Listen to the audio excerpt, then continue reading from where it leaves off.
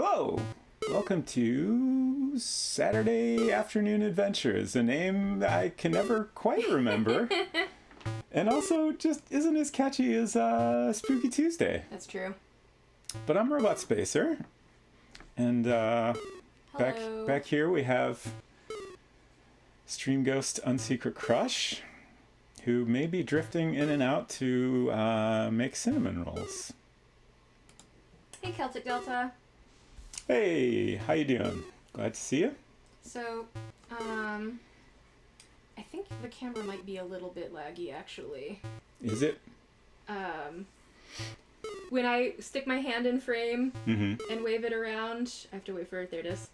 But you're looking at your stream. I'm looking at the stream, right? Is that expected that it be a little bit laggy in? Oh, yeah. Okay, never mind then. Ignore me.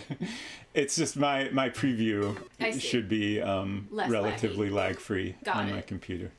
Okay. Anyways. I misunderstood. We got a new computer. Yeah. And also, I'm streaming at a higher bitrate than normal. Okay.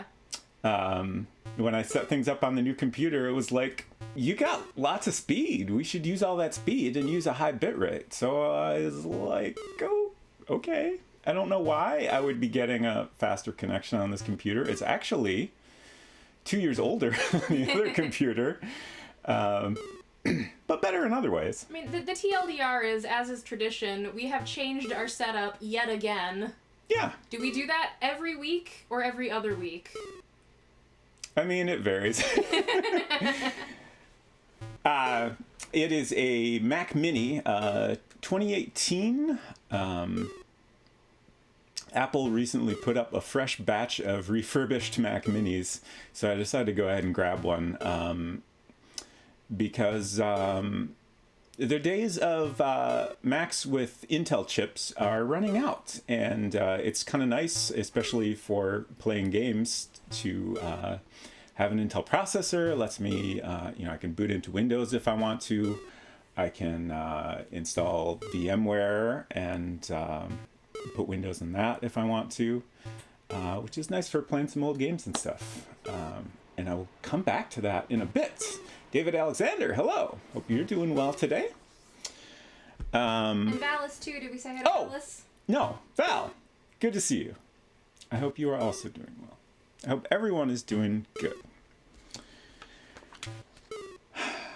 What was I going to say? I don't know. Was it about the Let me know if this snoring is too loud. It's a little bit loud for me, personally. Yeah. I think it's louder for us. I turned it down for everybody else. Okay. I turned down a little more just to be safe. Yeah. We got a new computer, higher bitrate, and then I was going to talk a little bit about my fun adventures in getting set up for future games, basically. Let me switch to this camera. And I'm going to just show off some things that I think are amusing, and hopefully some of you all agree. Only real 90s heads remember this shit. Jumped to M1 because I thought my 2016 MacBook was at the end of its life, and I thought that having an M1 would help me in my app development. Not that I've done a lot again. Yeah, for, I've got now... my main laptop is an M1, and I also have an iMac with the M1 chip, and they're really nice. But for streaming, at least at this point, I definitely feel like the Intel chip gives me much more flexibility. Also, like, even just OBS, which is the software I use for streaming, is not... I hadn't thought about this. What? Some things are in the way. Excuse me, I hope this doesn't make bad noises, because I'm moving the microphone. But yeah, OBS isn't fully updated for the M1 yet, so... And also, now we have two Intel Macs hanging about, which means that you could potentially do things like play a game on one and stream from the other if that ever seems necessary. Hey, Culinary, good to see you. Hope you're doing well.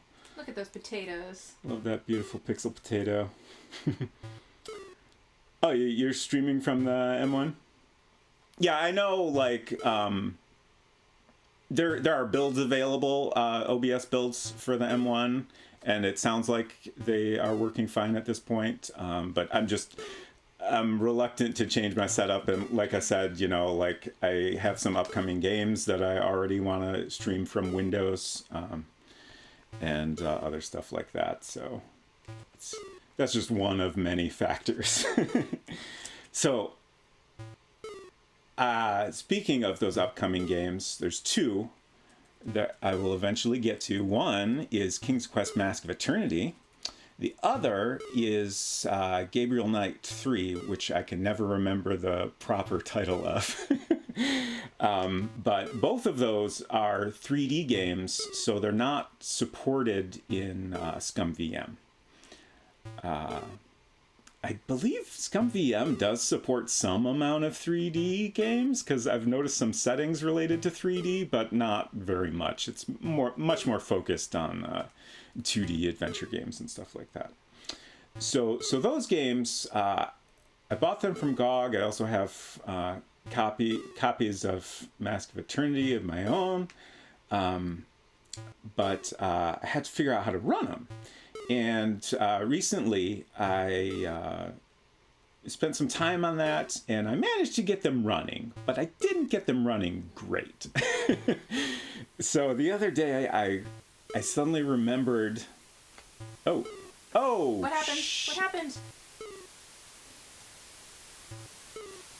What?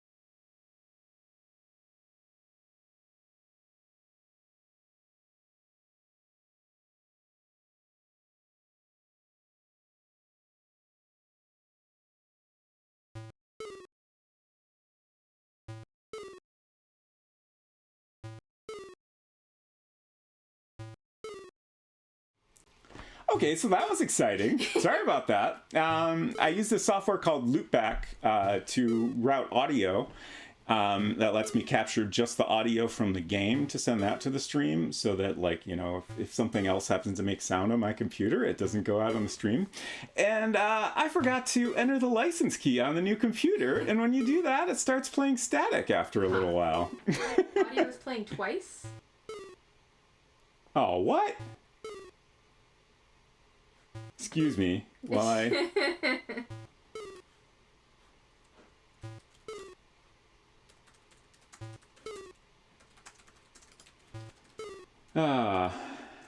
What have I done? Are we still, is the microphone still? It's not playing twice for me. Yeah. Oh. Okay. Oh, okay. So everything's good. I don't see anything wrong on my end. So fix for that now. I thought on Macs to capture the desktop audio, so you wouldn't need loopback. Interesting. I'm pretty sure you can't do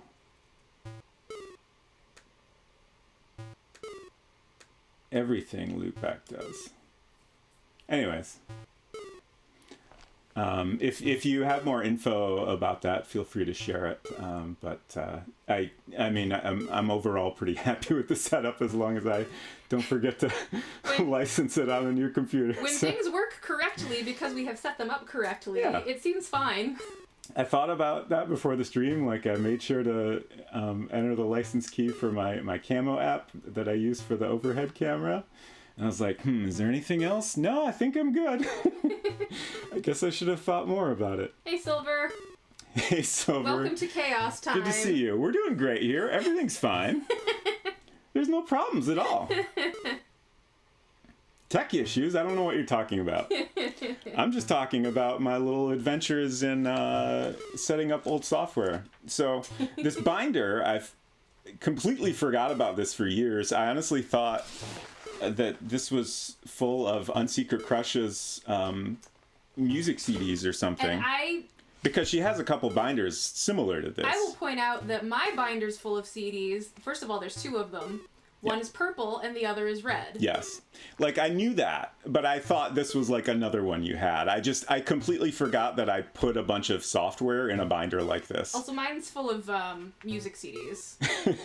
Right. So anyways, I just got a whole jackpot of old software in here that I will probably never use, but some of it is definitely nice to have. Like, this would have been nice to have the other day when I was setting things up in macOS, and it might still be useful when I was setting things up in Mini VMac specifically. I've also got all of these. And then I've got much more boring stuff like printer drivers. Huh. Oh. What was that? I put the binder on the keyboard. Ah. We heard beeping, but hopefully you all did not. Thank you, Loopback. Got some games. I don't remember. Like, I remember the name of this, but I don't remember where it came from or anything. How would you survive? Got old copies of Freehand, which back in the day we had dueling vector apps, Illustrator, and Freehand. I was a big Freehand fan, and then what happened? Adobe bought Macromedia and shut down Freehand? Yeah, that's pretty much what happened. And now I don't like Adobe's apps at all.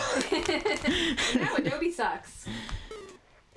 But we have no choices. Need for Speed, High Stakes. We got Descent 3, a classic Mac game. More printer drivers. We got a new friend in chat. Hello, new Sound friend. Blaster software. Hello. I'm not sure how to pronounce your name. Nada Joda? Let me know if I'm saying that wrong. Been watching your recordings of playing King's Quest 3. I'm glad to finally see it live. Thank you for a very nice stream. Thank you. I'm glad you're enjoying them. And I hope you're enjoying this little trip down memory lane for me. So eventually I'm getting to the one thing I dug, Indiana Jones Fate of Atlantis. Extremely good game that I might stream at some point. Did you keep that deteriorating CD of Windows that you showed me? Yeah, I'm going to show that in a minute. I'm getting there. Also, hello, Eden Waith. Good to see you. Yeah, I do. Believe me, I got floppies too. I got a whole lot of 3.5-inch floppies. So here is the thing I was excited to find in here. 2, for some reason, copies of Windows 95 OEM version. Unfortunately, not supported in VMware Fusion for Mac, at least the latest version. I was so excited because installation seemed to be going well. I figured out some initial problems I ran into, and it was starting to install, and then it just crashed. And after Googling the error, it sounds like at some point VMware dropped support for some particular thing that some older versions of Windows need, and you just can't run them anymore. Also, here's a good one. LucasArts Mac CD Game Pack includes The Secret of Monkey Island, The Secret of Monkey Island 2, and another copy of Indiana Jones and the Fate of Atlantis. But this got me thinking some more, and I remembered I had initially given up on installing Windows XP because I previously had it installed in a VM, but I think I deleted that VM at some point, thinking, well, I'll never need this again. Nobody uses XP anymore. Here, hand that to me and I'll zip it up. It's more work to hand it to you, so just leave it. But then I remembered, oh, right. I have CDs of that. And it took me a while. I found that binder first, so that was why I went down that route initially. And the games I'm trying to get to run, like, I believe came out around Windows 95. So I figured that would be great if I could do it. But eventually I found my copies of XP. I have too many copies of Windows for a person that almost exclusively uses Macs. Yeah, how did that happen? I bought maybe one Windows PC in my entire life. I've had some older ones, which I think are why I have some OEM copies that were like assembled from parts. But I often, as a software developer, specifically as a web developer, need to test things in Windows in VMware. So that's why I have all these copies of Windows. I don't know why I have two. I think one of them was installed on an actual computer, and then one of them was for VMware. Who knows? These things happen. I'm way behind on chat. Let me just catch up. Yeah, I was gonna, like, I would have helped, like, answer people's questions in chat, but they tended to be about things on which I have no information. So I couldn't jump in. Silver says, I have a Windows 95 VMware installed right now. That's interesting. Specifically, I'm using VMware Fusion, I think version 12. It's possible, like, you know, I'm also on a Mac. I don't know if this is a Mac-specific problem or not. I ran into a problem. I found some people talking about it, and it didn't seem like there was a solution other than to use an older version of Fusion, which I could potentially do. But then I found these. So I started down this route. And first I popped in, this disc was the newer disc. And I'm not positive, but I think this is like a full copy as opposed to an upgrade version. So I started with this, and I put it in the drive, and I'm going to try to get a good angle on this. Yeah, it doesn't show up great.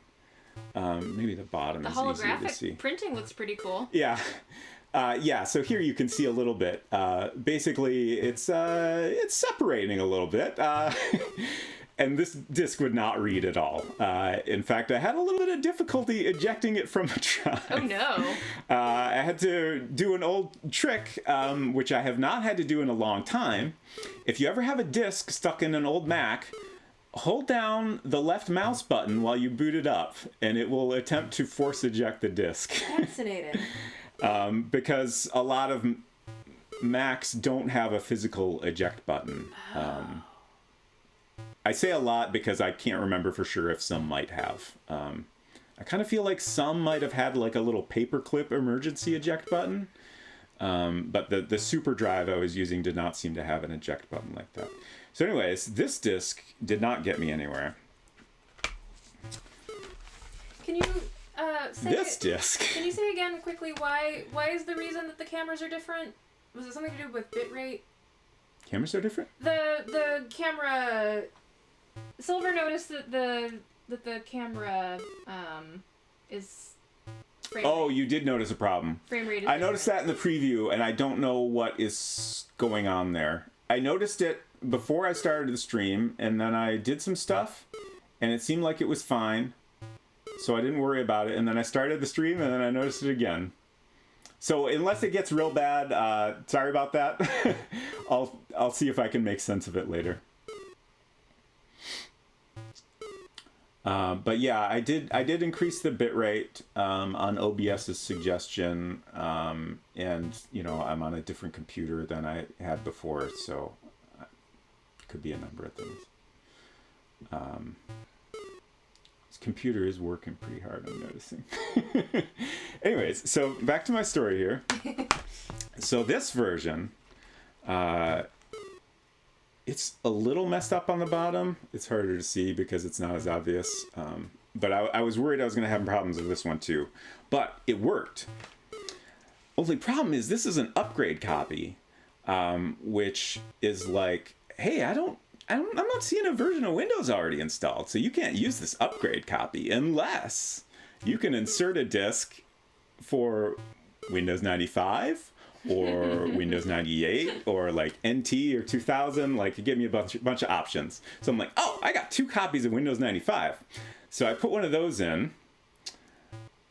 Also, I just realized you're talking about the overhead cam. Yeah, it's the overhead camera that's being that's interesting. in stream right now. I noticed earlier, like, you were talking into the camera, and I was like, but that's not the camera that's being shown to people right now. Right. I don't know. Anyways, sorry about the camera issues. I'll poke at it some more another time.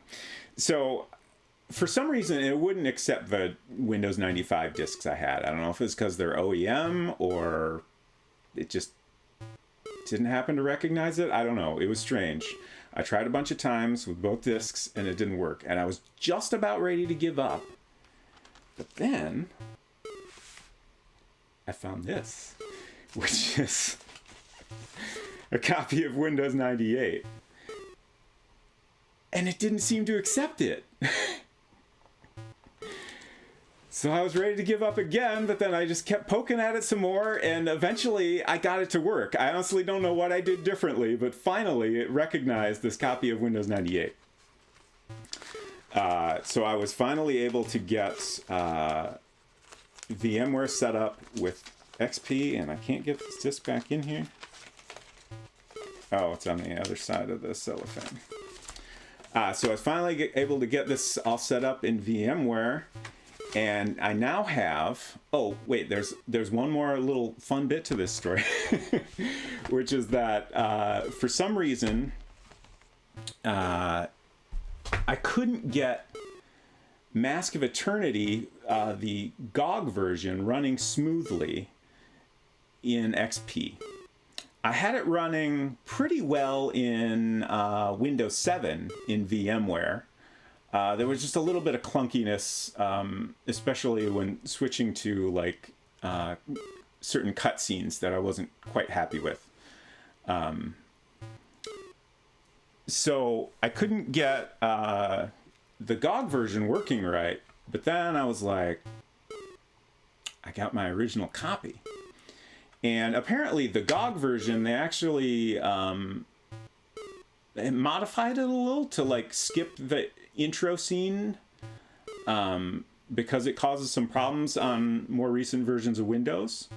But this, along with if you ever are trying to install old Sierra games that don't work in ScumVM, strongly recommend checking out SierraHelp.com, because they've got all kinds of different like suggestions and different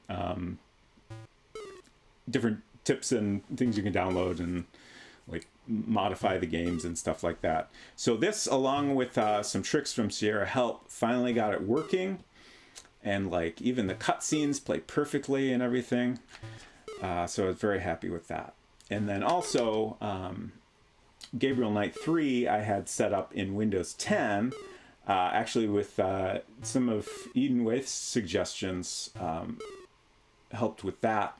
But there was this weird thing where on certain screens, including the inventory screen, there was like this constant cursor trail.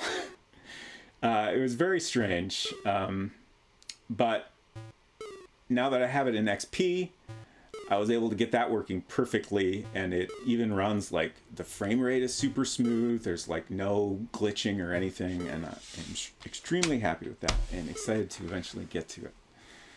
So that's the end of my little retro adventure story. And I think the main moral of this story is, if you have old CDs that you think, oh, you know, I've got that forever, they don't last forever. They might just start separating on you. So I made, if you're on Windows, there's software you can get to make an ISO. On a Mac, you can use Disk Utility to create a .cdr file from a disk. And I did that with my my old copies of Windows and Mask of Eternity. So if I ever have any problems with the discs, I at least have a backup. I wonder if my binder full of music CDs is doing okay wherever it is. There might be some things in there that Apple Music would not have.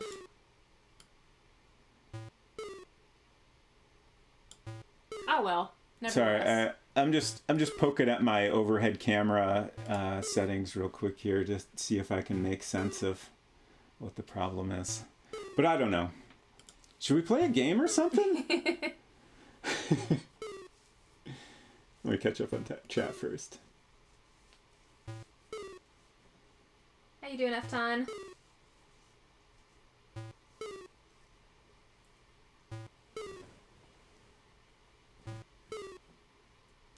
Yeah, Silver, I feel like now that I've realized it's the overhead cam, I feel like it must be something with my camo setup or something.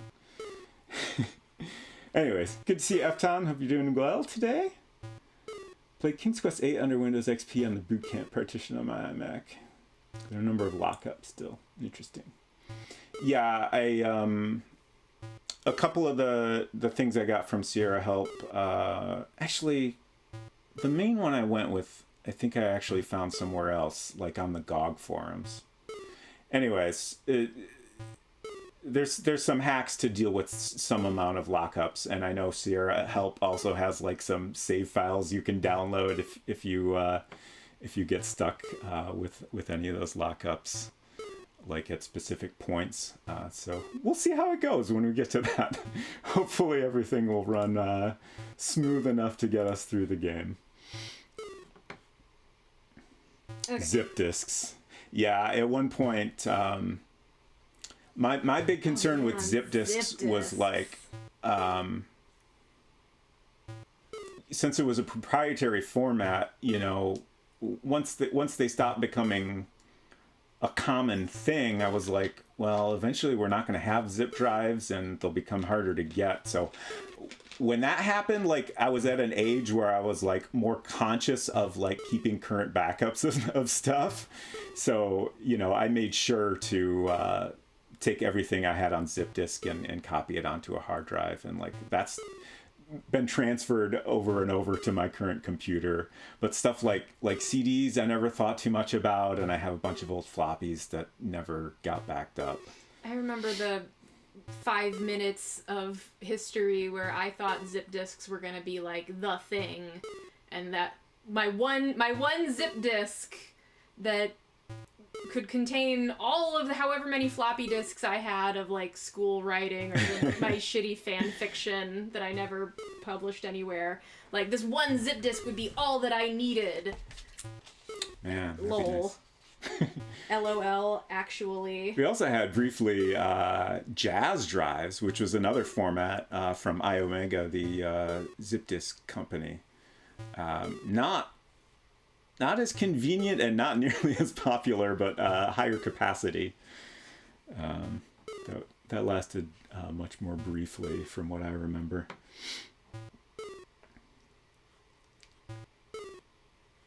A couple of years ago, I went through about 200 floppy disks. Only about 10% of them had any read issues. For those which did have issues, I used DD to scrape the content. Interesting. Yeah, I recently bought a floppy drive, a USB floppy drive, and I was hoping to recover some floppy disks. I could get very few of them to read, and like one I was able to get to read, like load and show me the contents, but whenever I tried to copy stuff off of it, it would encounter some sort of read error. I'm hoping I can get back to that at some point and be more thorough in my recovery methods and try to get a bit more off of those discs, but I haven't had the chance to do that yet. We shall see. Mostly I have some old little like hypercard games and stuff like that I would love to recover. I'm gonna go stream Ghost from the kitchen. It's cinnamon roll time, y'all. It is cinnamon roll time. Goodbye, Stream Ghost. If any shenanigans occur, I will come deal with it when I am able. Okay. So, behave, chat. I'm watching. Got an external USB floppy drive, and that worked with both 720K and 144 megabyte disks. Interesting.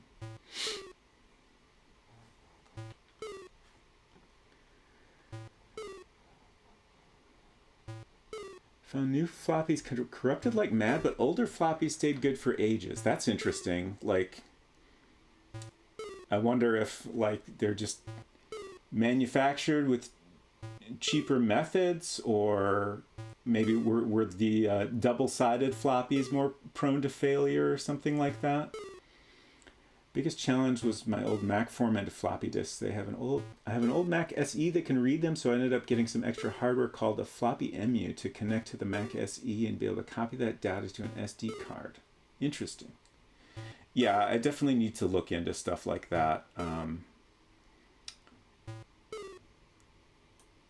I've never had to like recover stuff from an old floppy disk before, and I don't really know what. I tried a little bit of Googling, but I wasn't thorough about looking into recovering data from a floppy disk like that. Especially, like, it's a lot harder to find stuff about Mac formatted as opposed to Windows.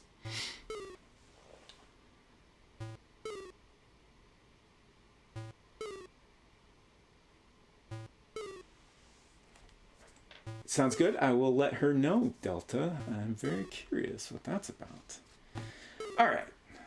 I'm gonna show off my maps here, and I'm also gonna poke at my OBS settings for this overhead camera real quick, just to see if there's anything easy I can tweak to get this running more smoothly.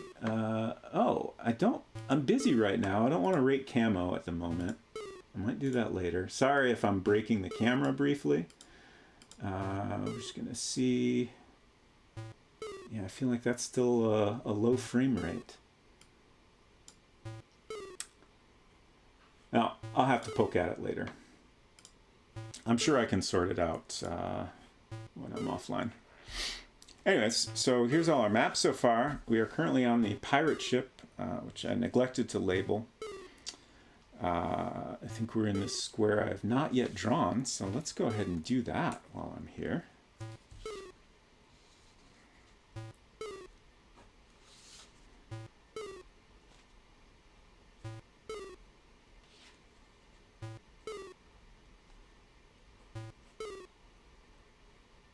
Weird switching from chatting about software to drawing. Different brain modes. We'll get there. Is this ship like unfinished on this side? Is that what's going on there? Or is that just how it is? Interesting structure.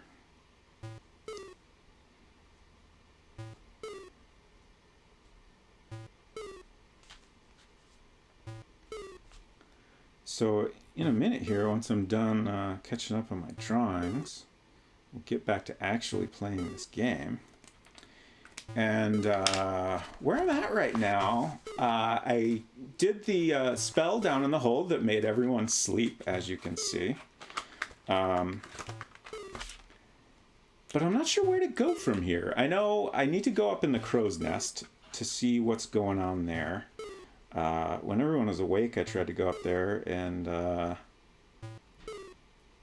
got knocked right off the ladder by a guy that popped out of the crow's nest. Should have seen that coming, honestly. But now that he's asleep, hopefully that will get us somewhere? Because I can't... It's possible I screwed up, and I might need to back up. There goes my caps again. Can't hold on to these caps. In a prior save, they had spotted land, and I believe they had started to, drop the anchor and stuff. Excuse me a moment.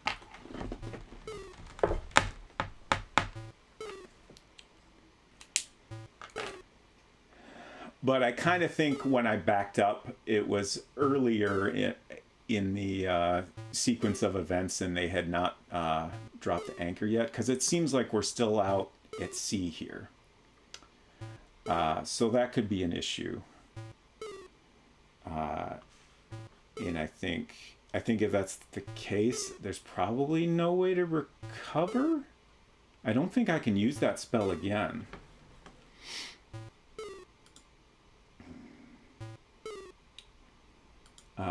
Sorry, I'm distracted by apparently my messages app signed itself in automatically, and I'm occasionally getting messages popping up on my computer, so I'm gonna disable that.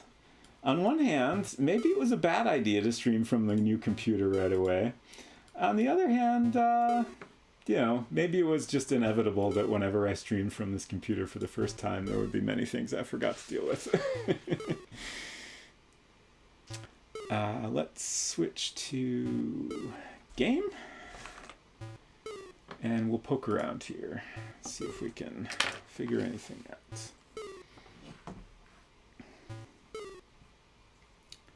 Yeah, I don't think our boy Alexander can do much with this ship on its own.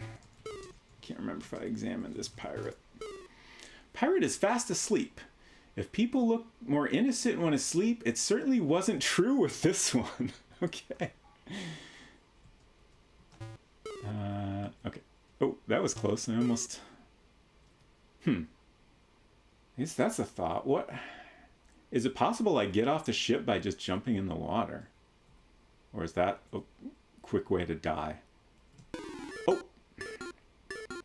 This ladder's tough. Oh! We're off to a great start. Let's try that. Can I get on here from this side? I have to go around. Well, I'm here. Let's see what happens. Can I turn this wheel? What's a wheel? Device for turning the ship's rudder sets in the floor. I mean, I would have called this a wheel, right? Is there a better term for this? What's a rudder? Okay. If you're still alive, it's okay. Yeah, that's true. That is certainly the most important part.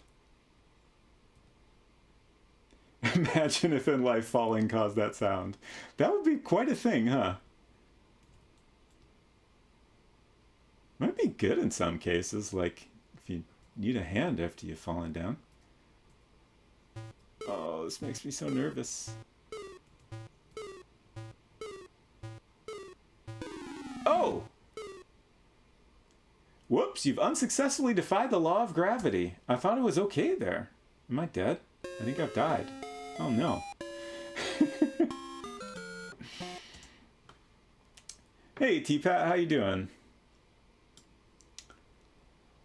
Helm Tiller. Tiller's not one I've heard, but obviously I don't know what any of these things are called. Drive boat. There you go.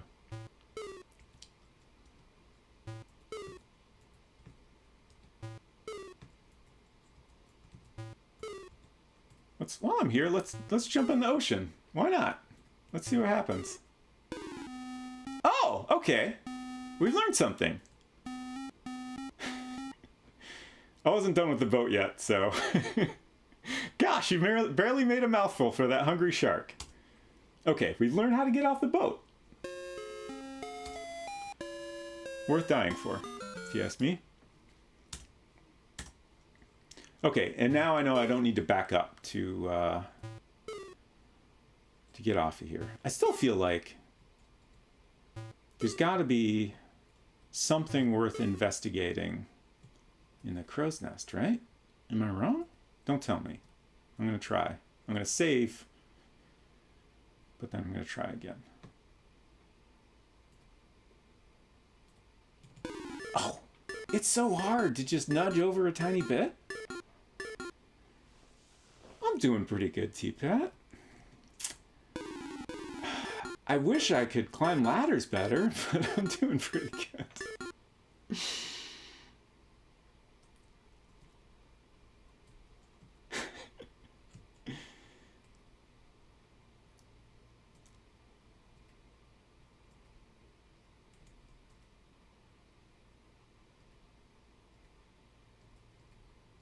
Yeah, I do want to. I can't remember if there's anything. It didn't seem like there was anything in the little cooks area, but that's also an area I want to explore more. I'm guessing I can't make flapjacks, but we'll see what's back there. Poke around a little. I will make it up this ladder. I don't know how many tries it'll take me, but I will do it. Okay. Okay, now I'm going to save.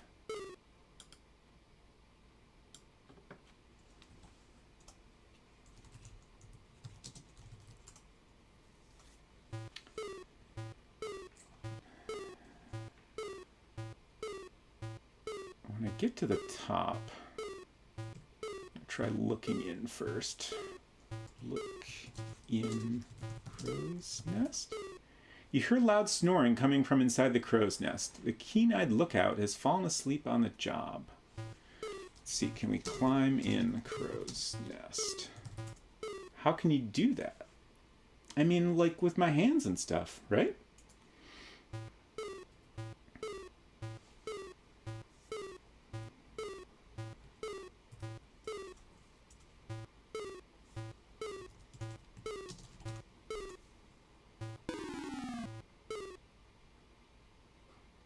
I'm assuming that we can't go in there, but if I'm wrong, please let me know. Yeah, I really appreciate that they, well, falling from that high is instant death, but at least they let you fall a pretty good distance.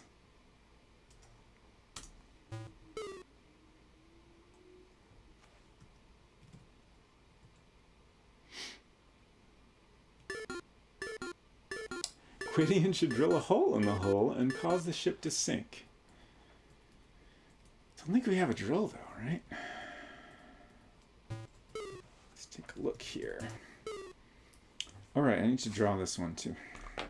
So the galley of the pirate ship. A large iron stove dominates one wall. Pots, pans, and barrels surround it. There is a long dining table at the other end of the room.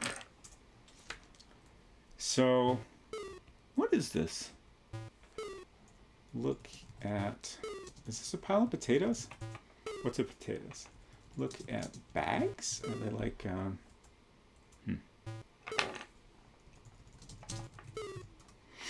Barrel seems to be full of rum, but you have better things to do at the moment than drink. Well, I mean, he is underage, but I feel like he's earned a little sip of rum. But look at stove. It's just an old wood stove used for cooking. Nothing special about it. Look at cook.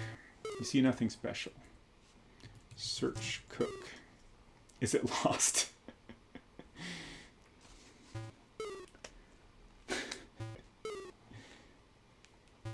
Yeah, we did do the storm last week. That was a fun little way to meet our demise. Oh, speaking of which, I mentioned this on Tuesday, but if you want me to meet an untimely end, you can now spend your gold coins and make me do that.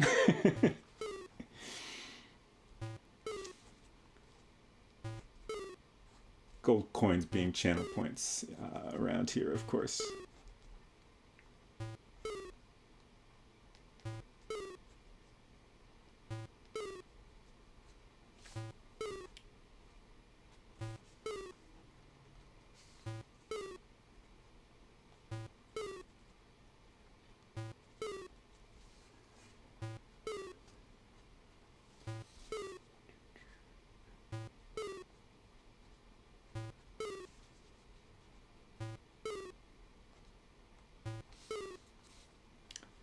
Yeah, that'll do.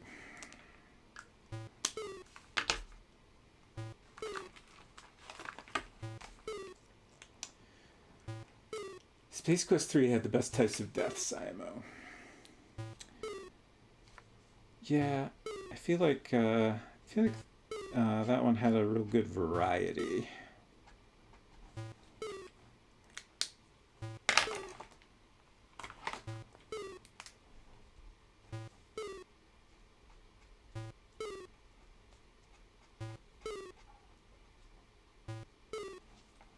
Oh, speaking of not quite dying, but earlier when I was setting up for the stream, I had the beginning of the game loaded up, and I got a little fun thing that I didn't encounter when I was playing.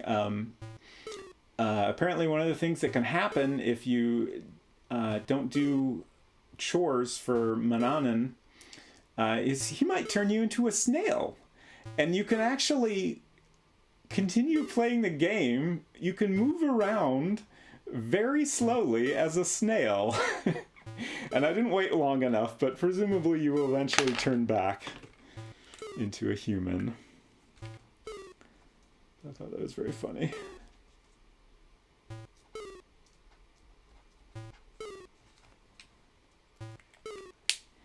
Okay. So I think that's our pirate ship map complete. Should label that. Just realized I've been drawing in the wrong camera view. Sorry about that. Pirate ship.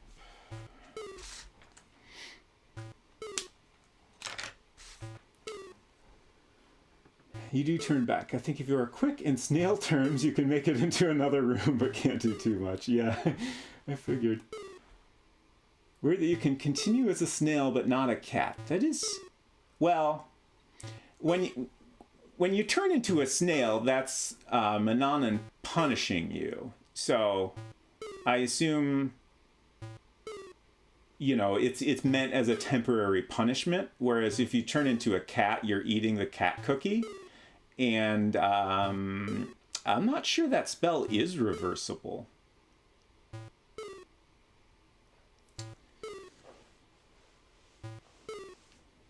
But yes, that is a very good punishment. Okay, let's... Oh, there is that pan up there. Take pan. You don't need it. All right, fine. Telling me what I do and don't need. Am I done on this ship? It feels like... I guess I have a memory of there being more to do here.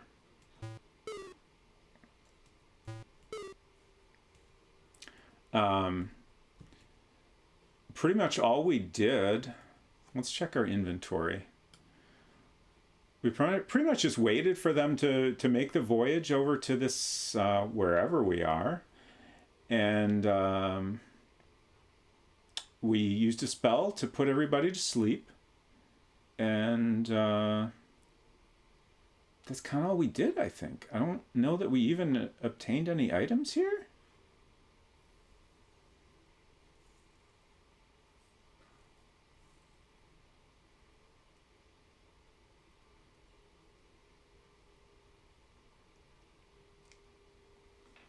Time for a little R&R.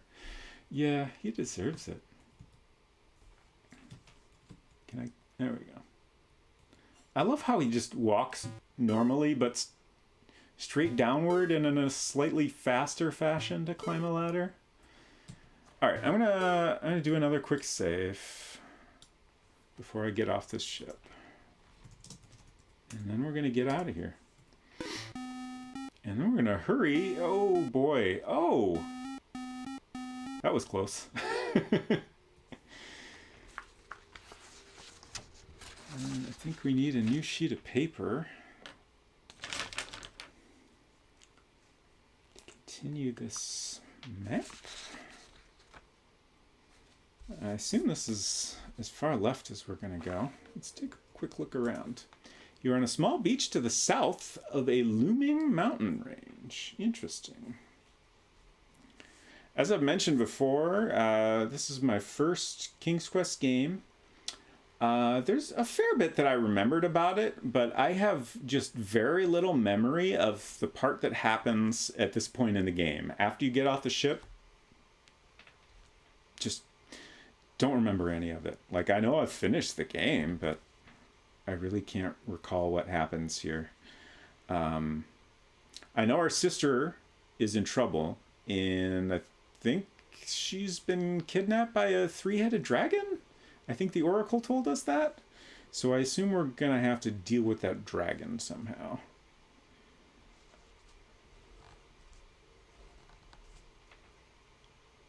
Okay, yeah, we're to the south, so hopefully starting down here gives us enough room.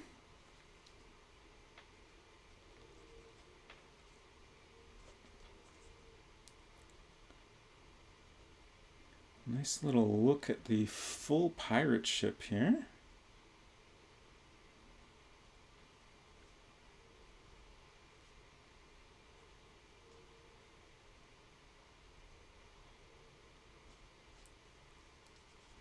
And we've got a shark here. It's interesting that the shark continues to hang around even after you've made it ashore. Kind of makes me wonder if there's possibly anything you do with the shark.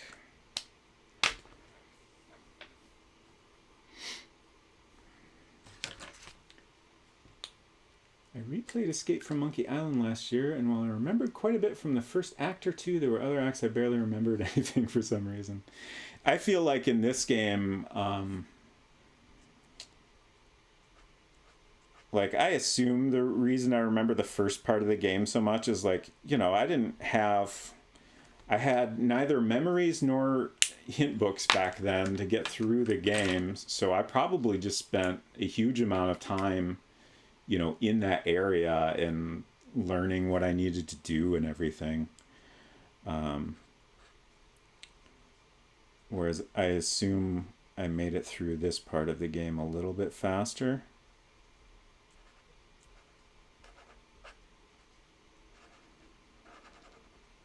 And then, I don't know, just some things stick in your head more, I guess.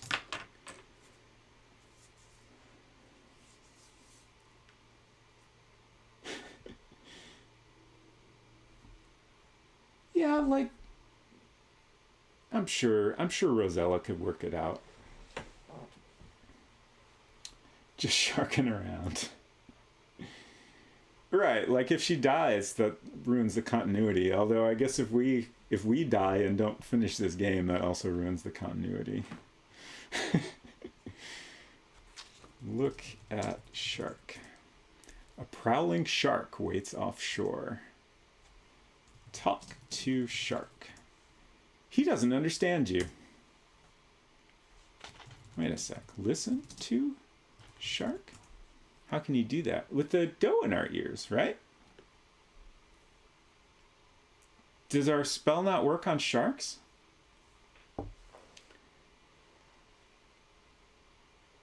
think my friend probably had the hint book for this game so we could get through it. I'm pretty sure we didn't have the hint book for the Space Quest games. Trying to get past the acid trap in Space Quest 2 took us a while to figure out. Honestly, that's how these games were played back in the day. You booted up, explored, maybe saw a funny death or two. Eventually you hit a wall and played something else for 2 weeks until a new solution occurred to you. I'm trying to remember. I feel like I probably, you know, would go like read a book or something and then like obsess about that puzzle for the rest of the day while I go on about my business and have a chance to play it again.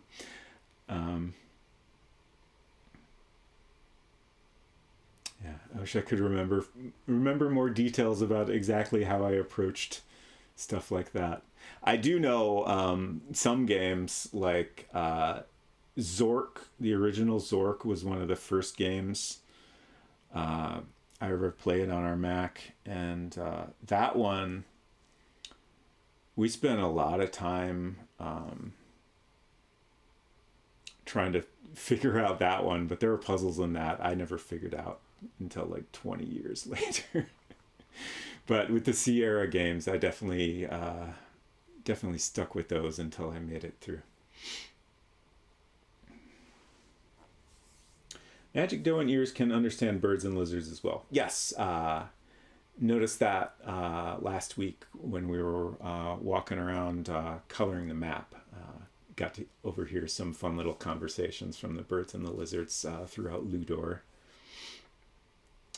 It would be great to talk to this shark. Have a Mac SE and did play a bit of Zork long enough to get eaten by a Gru. Well, that doesn't take long at all.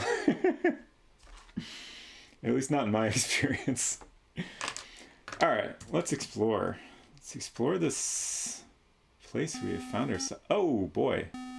Not again. One of the nasty pirates is here on the beach and he would like to capture you. You'd better run.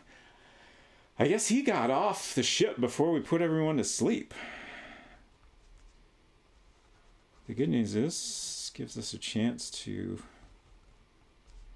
pause and draw this screen.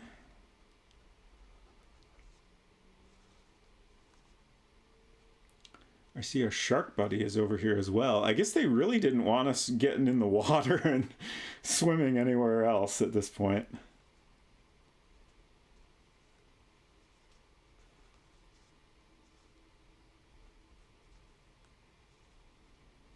Nice view of the mountains here.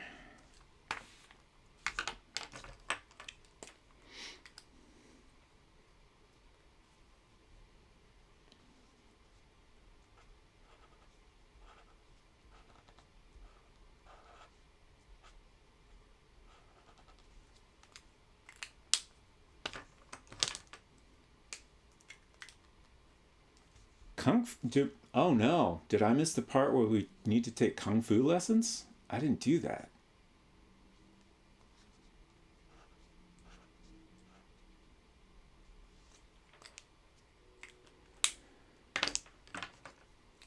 Got distracted with the release of Monster Hunter Rise. Forgot I was supposed to be working on an adventure game template for G-Develop. Sounds good.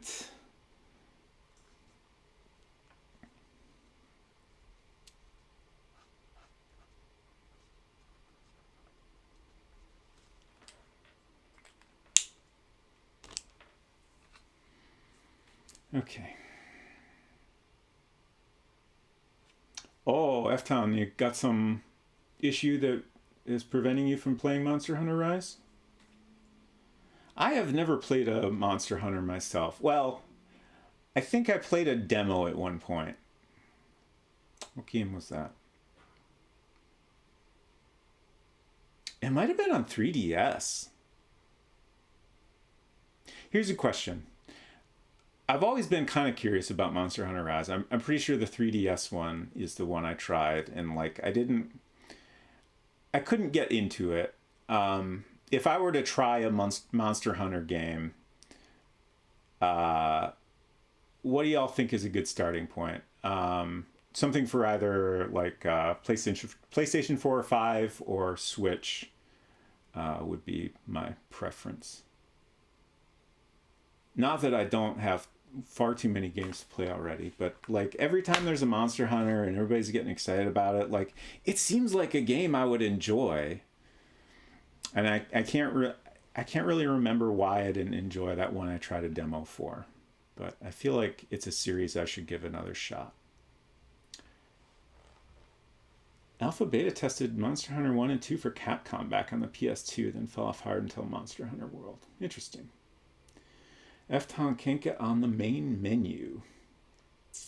That's a bummer. That seems like a serious issue. World is the one to start with? Okay. I'll check that out. I assume that's PlayStation? Really fun with friends. Okay, yeah, that's a thing I hadn't considered. I generally don't play a lot of online games. I think it's the coordinating playing with friends seems complicated to me. Okay, let's try to get away from this pirate. Okay, so I have to go over to that screen. I just gotta book it really fast, I guess? PS4, Xbox One, PC. Okay, cool. My, like I said, I have a Mac, which I do have Windows on, but it's probably not going to run like a modern game super well.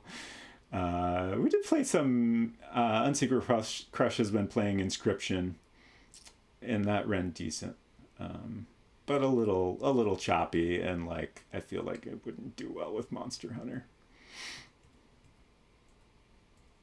Oh boy. This doesn't look too bad, but geez, I thought we were done with windy paths.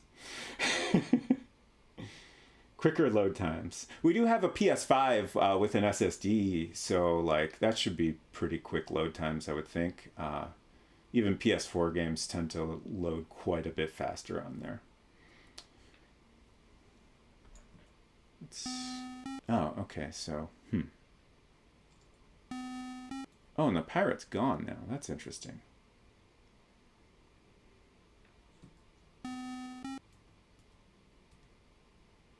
I'm just trying to decide where to draw these two panels on my map here. I think even though they both connect to the same square, I'll put one of them over here.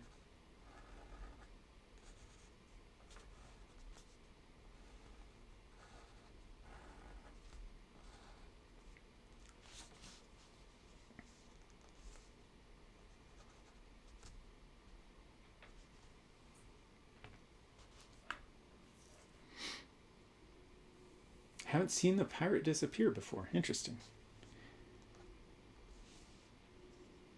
Yeah, I don't know if that was a random thing or what.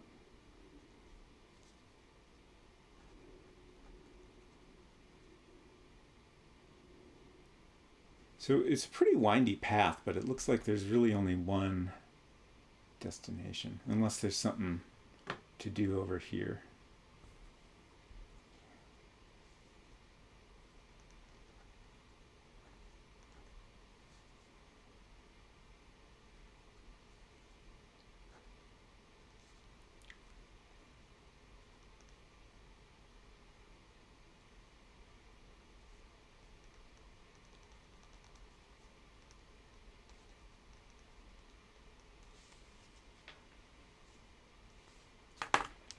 That'll do.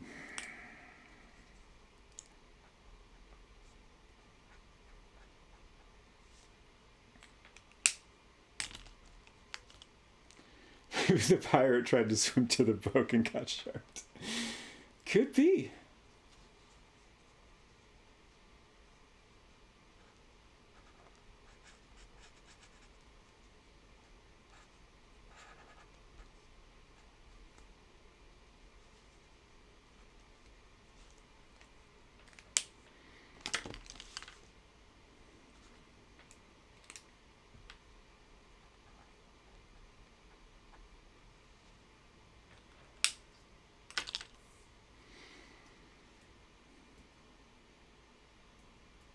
Oh.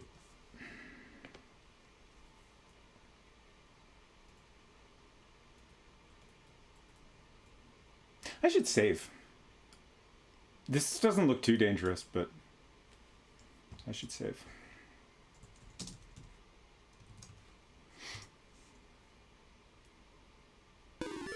Oops. That's why I don't look at chat while you're climbing windy paths, y'all. It's dangerous. I just want to walk over here and see if there's anything of interest around here. So just look around.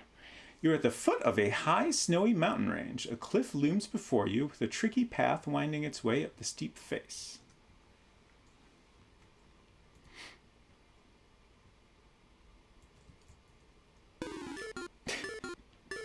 It's fine. It was almost easier to just hop down here than to get through that little diagonal bit.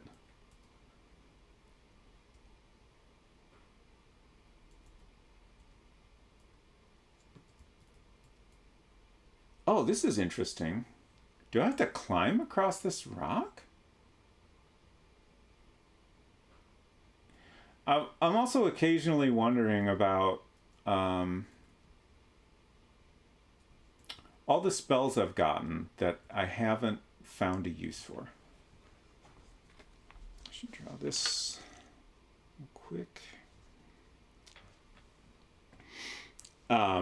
Specifically, the one I just thought of is I have a spell that can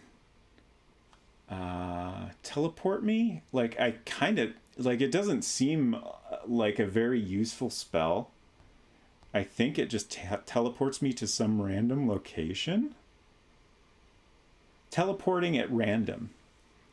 You now own a charm which will allow you to cast the random teleportation spell. To cast the spell, rub the stone. It will instantly whisk you away from where you are. Remain alert, however, even though you can use the spell to run away from danger, nothing guarantees that you will not arrive in a more precarious situation than the one you left. The power of the charm remains for as long as you retain the stone. To me, that just sounds like a way to get away from, like, you know, if I didn't have time to run away from that pirate, you know, I could have teleported away. That sounds to me like not a puzzle item, just to get out of random dangers item, which I definitely should have used more than once in the game. But, you know, I never think of it, and you can always restore, so...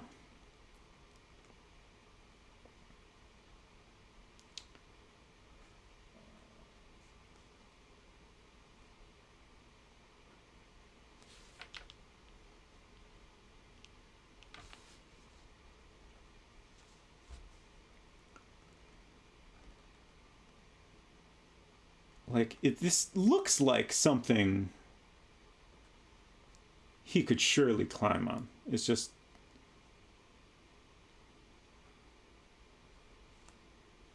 We have not previously been shown that climbing rocks is a thing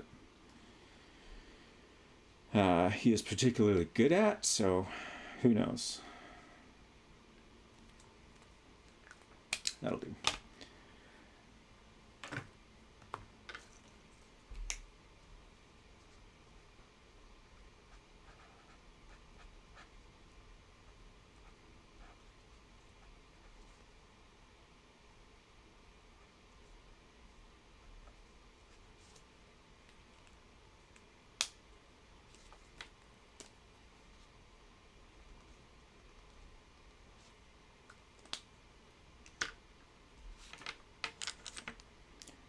Okay, let's see what we can do here.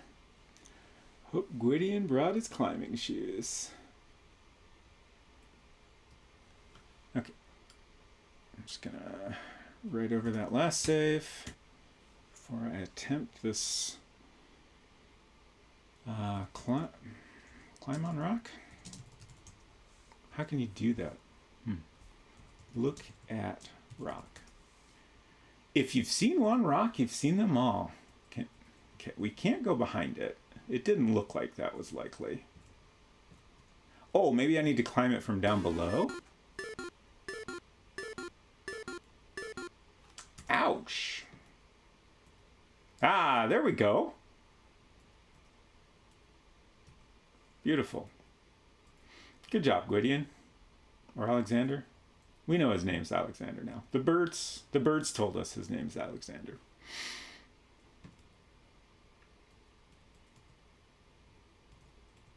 Or was it the... That might have been the pigs, actually. Or, not pigs, chickens. Which are birds. I think it was the chickens, though.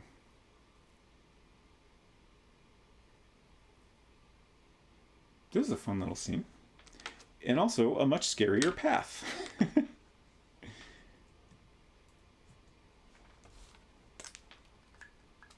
Let's take a look around. I guess we're going to be climbing some serious mountains here. The snow-capped mountains advance forever upward. I hope it's not forever. The narrow path skims along the top of a precipitous ridge. As you look down, you see the steep cliff below you.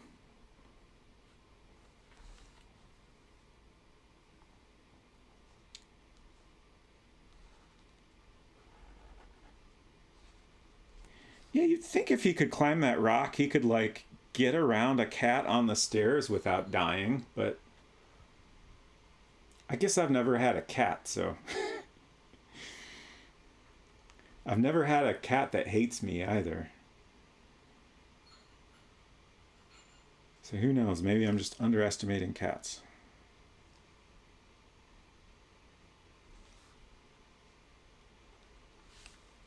Probably true.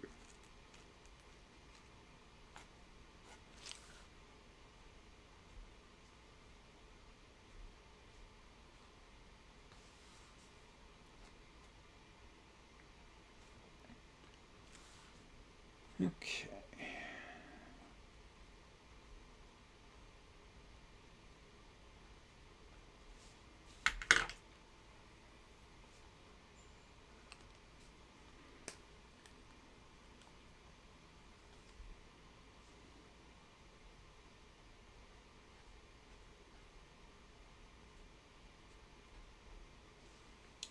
Wouldn't be a Sierra game without treacherous paths and stairways. Absolutely. So there's one in Space Quest 2 that I think it's like some vines or something on the ground.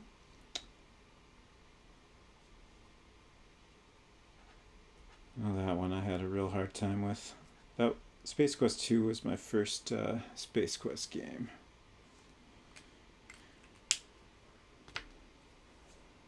Save. Thank you, Culinary. I will do that once I dismiss this dialogue.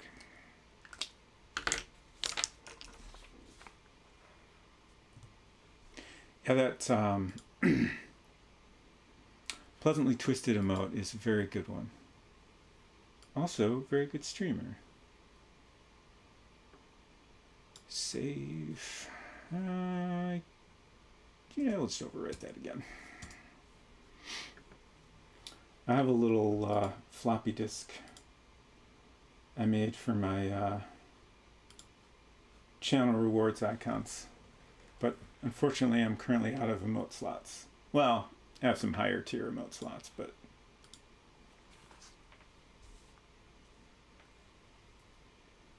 in the wrong window. I looked around here. Right? This little tree on the ledge is interesting to me, but it's probably nothing. The forest begins with tall evergreen trees and low bushes.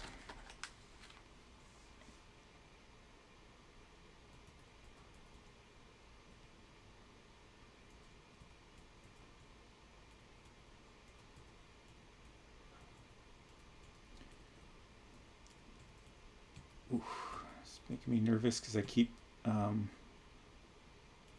slightly missing the keys I'm aiming for.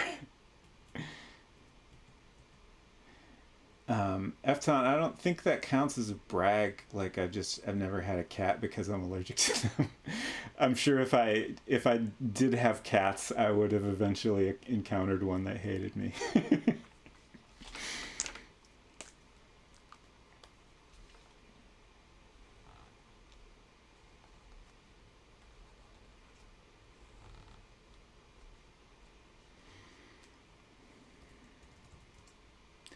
The mountains continue to march forever upward as you trek higher and higher. It's getting cold and there are traces of snow. Below you stretches a beautiful valley. It's starting to remind me of mountain climb in King's Quest V.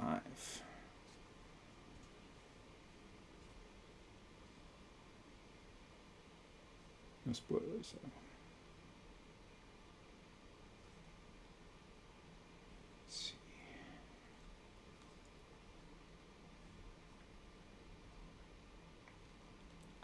I do like this little waterfall.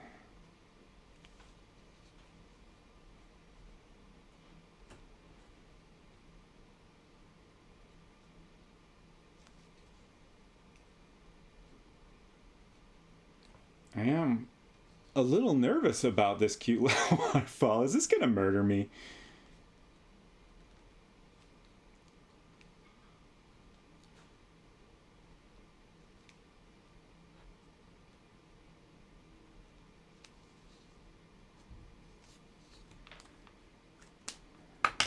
Look at waterfall. Melting snow creates a myriad of tiny rainbows as it burbles through the rocks, forming tiny waterfalls on its way back to the sea.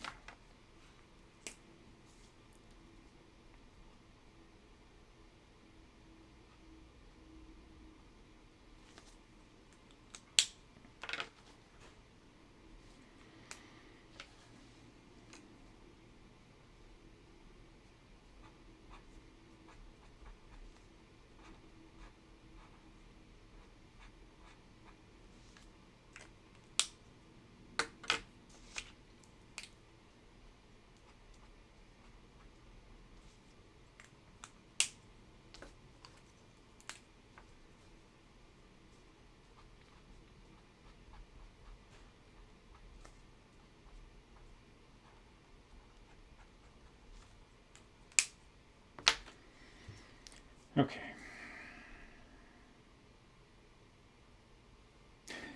Yeah, I do not have a cloak, so I hope it doesn't get too cold.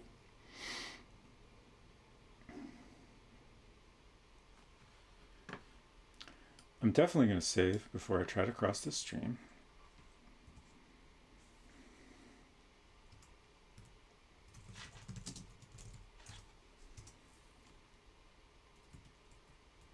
Okay, we're good.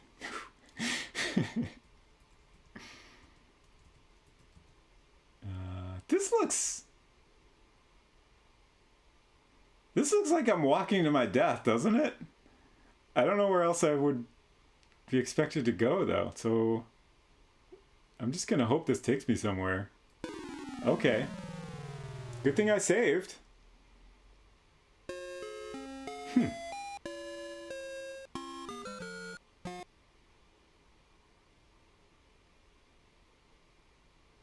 So notice there's another trail down here. Is that where I came from?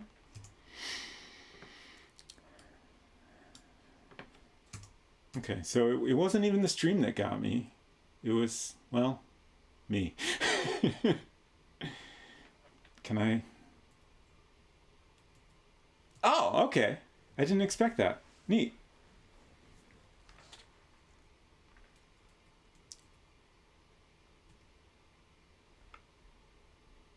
Oh! As soon as I saw this screen, I'm like, oh god, this is familiar and I'm scared. But I wasn't entirely sure what I was scared of. I was kind of thinking Abominable Snowman, but I wasn't quite sure.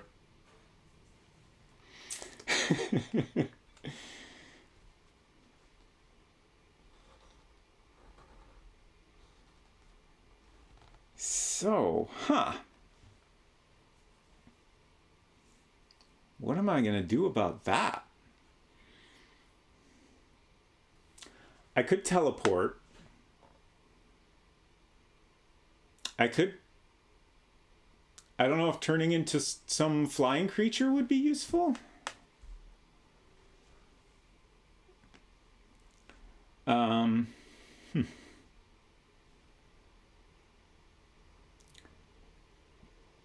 Once I'm done drawing here, I'll take a look at my spells.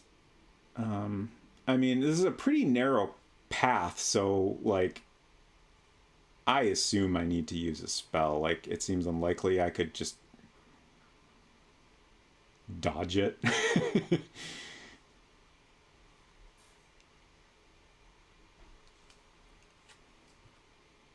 Oh boy.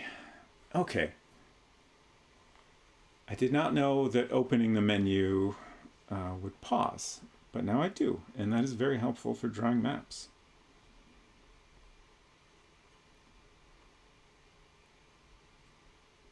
That's my little Abominable Snowman that you can't really see very well. Sometimes I wonder if I should zoom in this camera a little more. Something to think about.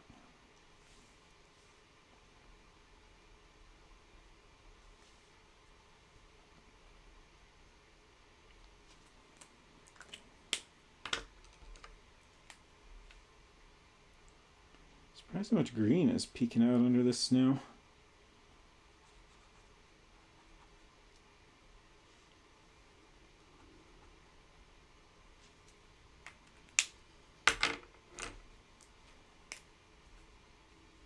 Ski-free flashbacks.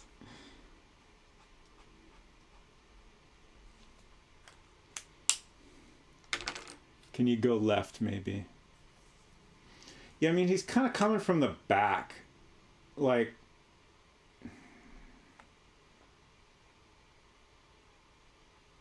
I don't know. It's possible I could dodge it, but I'm skeptical. Also, there's this little thing kind of jutting down here that I could... I don't know. I don't know what I could do there, honestly.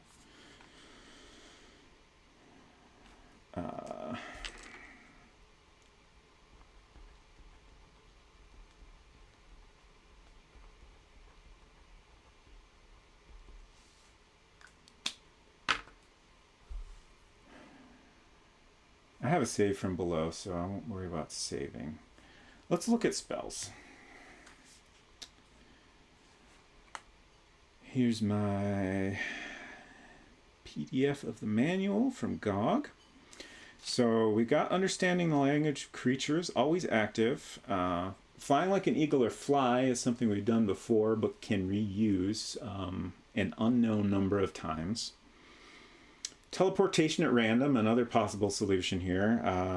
That is one we can use as many times as we want. Oh, that comment was about one screen ago. Okay. Too busy drawn. Causing a deep sleep we have used. I think we're done with that one. Transforming another into a cat we used on the wizard. So we're done with that one. Brewing a storm we have not used. That one specifically... Oh, wait. Never mind. I'm thinking of a different spell. There's another one that has some specific conditions. Becoming invisible only works where there's fire and mist. And that's the end of the spells.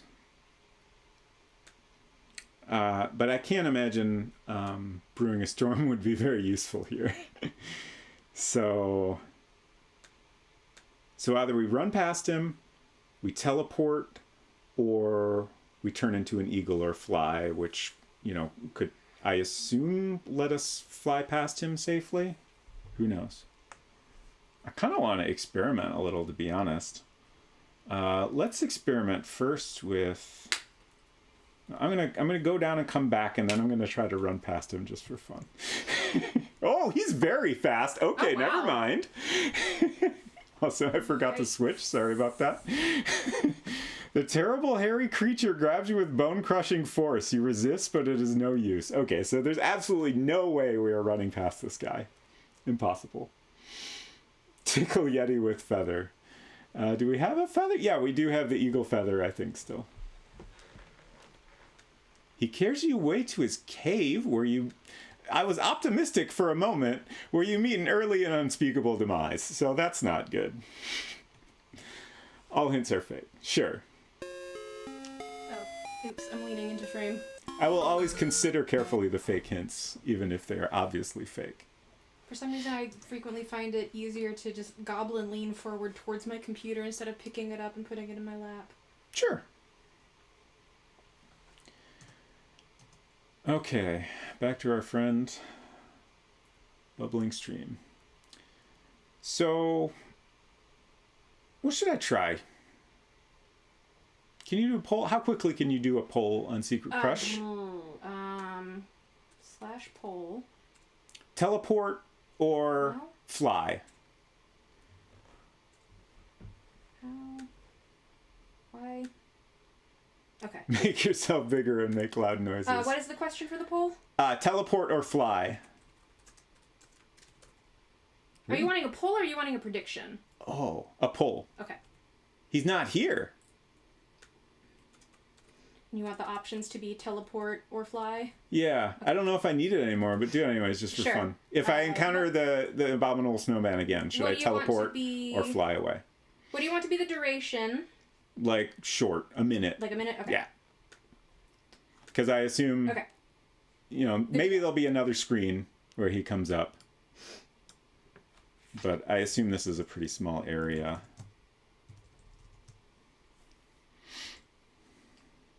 Teleport or fly pole should be live now. But yeah, it honestly kind of seems like it's just random, and maybe it doesn't matter how I get past it. Okay, there's his cave.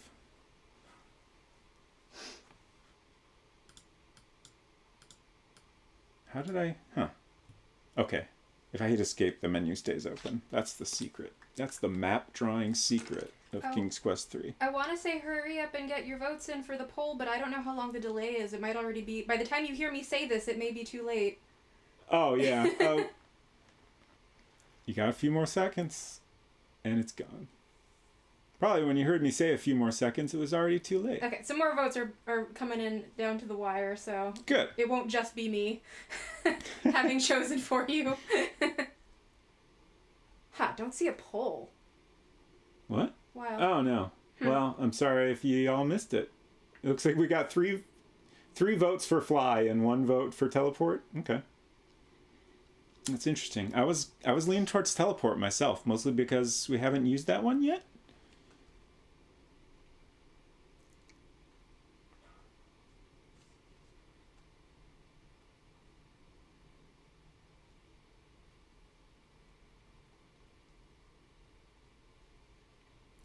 Of course, maybe y'all are just trolling me, and if I turn into a bird, he's just going to reach up and grab me.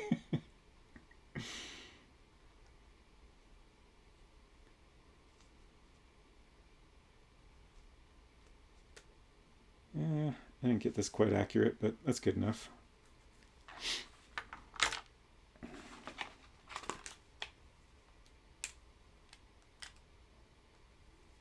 Randomly teleporting for fun and profit.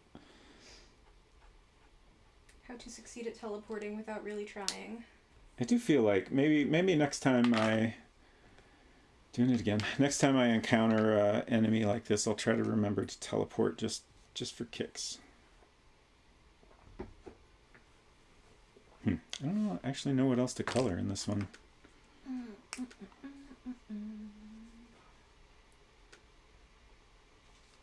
Yeah, that'll do.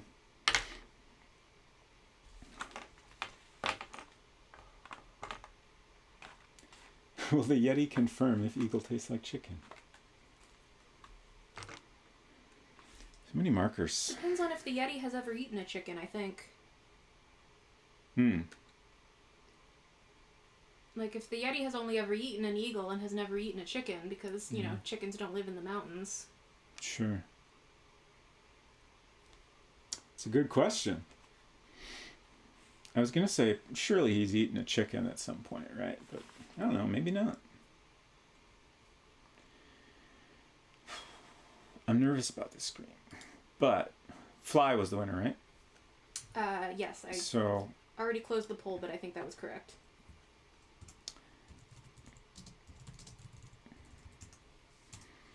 If he comes out again, I'm going to try to fly away. Better review my spell here.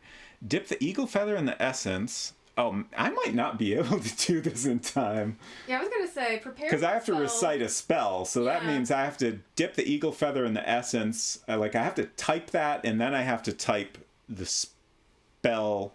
Wait, no.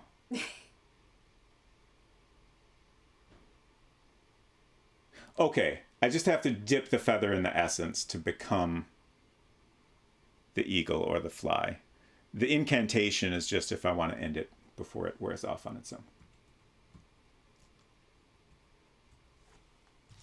Dip eagle feather in essence. I'm just going to have that text ready. Should I go in the cave? I'm going to go in the cave. I want to go in the cave. Why wouldn't you go in the cave? It seems like a bad idea, that's why. But I want to see what's in there. Oh. He's not here.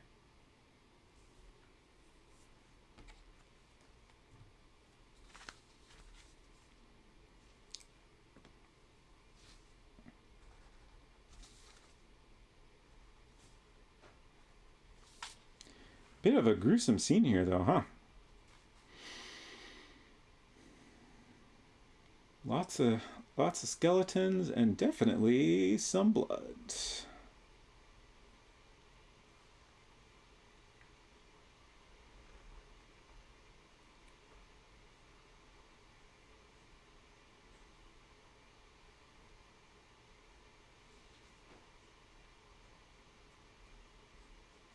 delicious.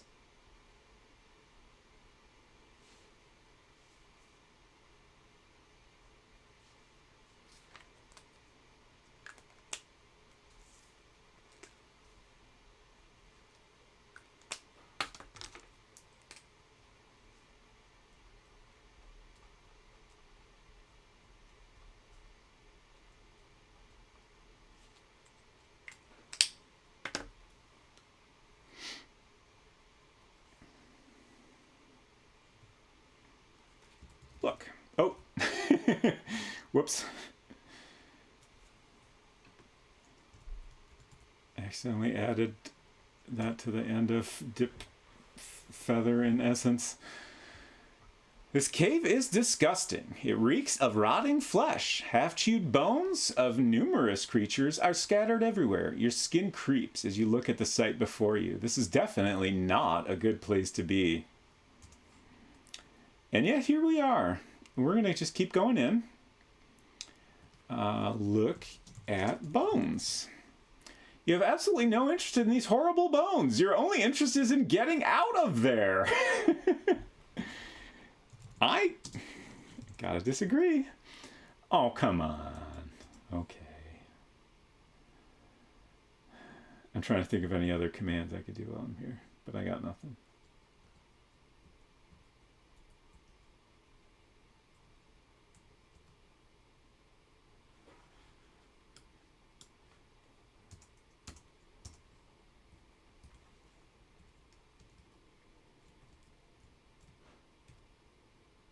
Okay, this is starting to look a little safer. That's good. Also, that's a familiar rock, huh? Oh no! Oh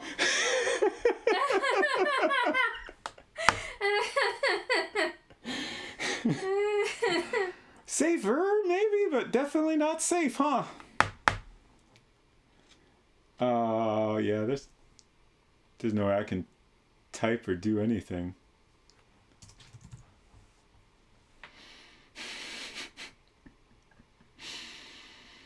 Terrible hairy creature grabs you with a bone-crushing force. You resist, but it is no use. We are once again carried away to our demise. Well, it's a good thing I saved. Okay, so this time I'm going to walk further away from the edge. Oh no, come on, no. Oh no. There's no way I can type. I guess if I type it before I leave the screen. I feel like if I plan ahead, it's probably just going to not happen anymore. Because I assume this is random. Anyways, I'm going to pause. I'm going to pause here right before my death to draw this screen. Are you gonna also draw your imminent demise? No, because that's not canon. Okay.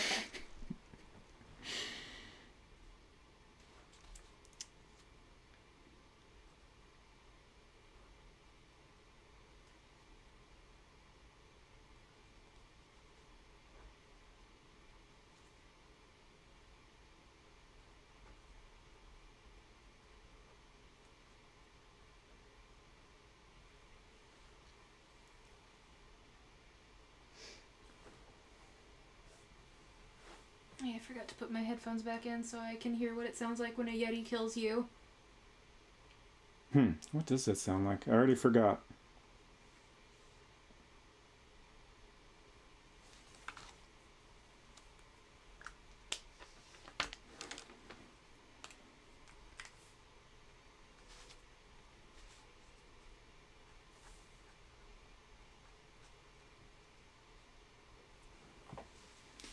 Yeah, that's what I was thinking. If I have a message typed up and ready to go before I enter this screen, then that would be helpful. I forgot until this very moment, but I remember when we were talking about like how long is a speed run of, was it King's Quest 1 maybe? I looked at like guides to how to do that, and basically the bulk of it is just having messages pre-typed and ready to go. as much as possible. Right. Speaking of which, I know this is a thing I've talked about before. In the Mac versions of early Sierra games, it would actually pop up a little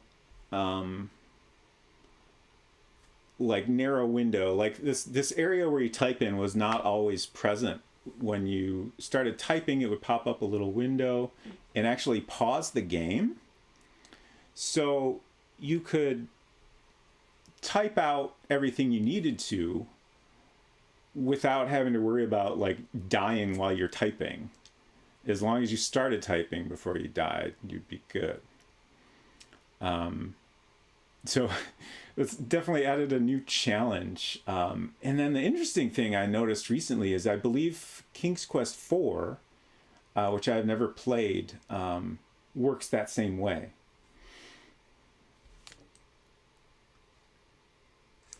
And I assume they... And I don't know. Oh, yeah, King's Quest V is no longer a typing interface, so they wouldn't have continued that beyond there.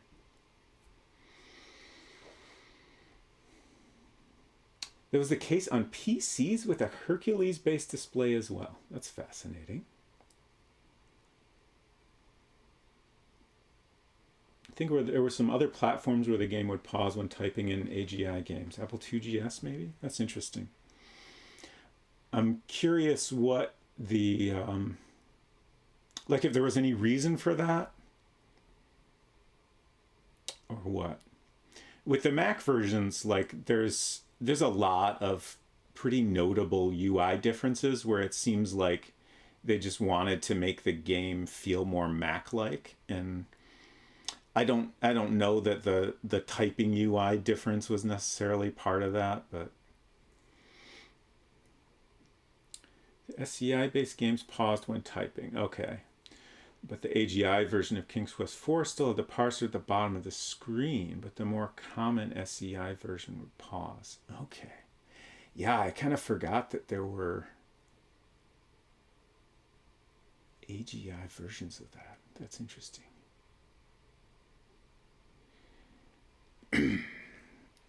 Yeah, like there was definitely like one guy that did at least some of the Mac ports. I don't know that if he did all of them or not, but they were always very delayed, and I mean they were released by Sierra, but you know, it wouldn't surprise me to learn that the guy that did them did not directly work for Sierra. I haven't heard too much detail about that relationship. Yeah, we're gonna die now. We don't need to see that though. Okay. I guess it doesn't make a sound when the Yeti kills you. Dip. Eagle feather in essence. Okay, so now I just need to hit return to turn into an eagle. Okay, here we go. Okay. Oh no! The abominable snowman seems quite confused by this. He stares in amazement, then heads back to his cave. Nice! Got him!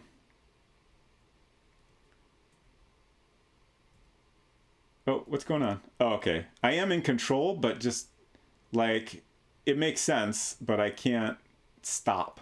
You can't stop being an eagle? Well, I can't just, like, hover in the air, because, like, obviously, right?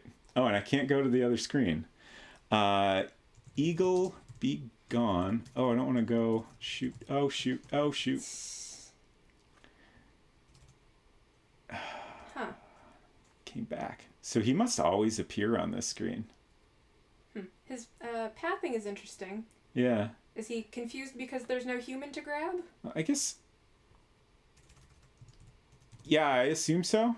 You're gonna, like, turn into a human, like... Oh, this is actually bad, isn't it? Yeah. Okay, he's leaving now. Okay. Oh, I see. You automatically Okay. go to a safe place to land. The urge to fly and soar has left, so you head for what you hope is a safe place to land. And I hope the Yeti doesn't notice this and Yeah. come back for me. Yeah. Oh, wait. Okay. Okay. I was trying to go over to this nice big area. Okay. I think we're good now. And hopefully I'm not wasting a use of that spell. You've made the very top of the snowy mountain range. The snow path ends here at a cliff. Far in the distance, you can see a vast green valley. Could it be Daventry, you wonder? Your excitement mounts. I also am wondering if this is Daventry. I hope it is, because I feel like if it's not, it's a problem, maybe.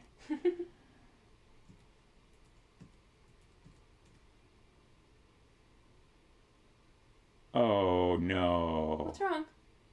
Oh, no. Bravely, you grasp the ice-laden rocks and attempt to scale the nearly vertical wall. Oh, yikes. Be careful, Gwydion. Oh, yikes. Oh, no. Oh, yikes. Oh, no. You congratulate yourself on successfully eluding the abominable snowman. Nice. I appreciate that they're like, don't worry, this part sucks, but you don't have to worry about the snowman anymore. I really do hope Gwydion packed his climbing shoes. Yeah, man, this looks dangerous.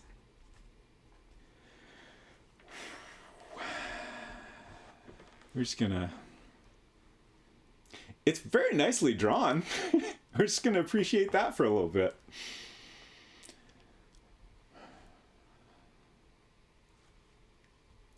I assume these caves here, like my memory is that these caves connect, so like I have to climb down here and then go through this cave and then I'll come out some other random cave and do more climbing until I finally make it down to here.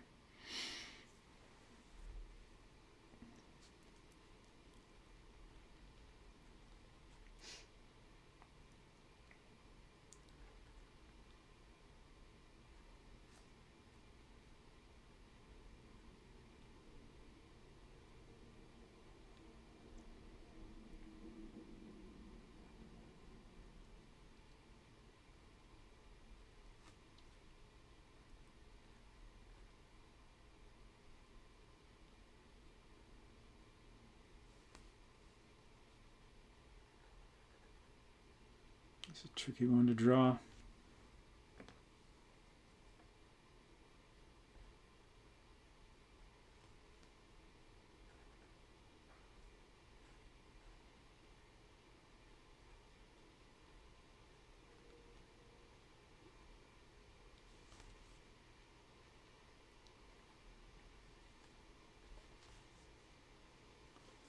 Yeah, that'll do.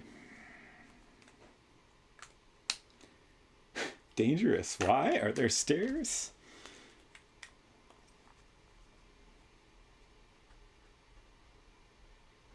Yeah, at least there's no stairs here. Just gotta think positive.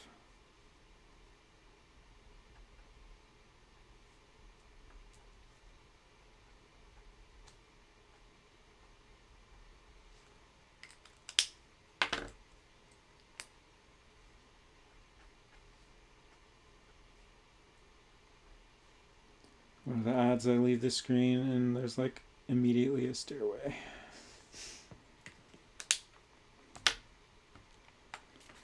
Okay.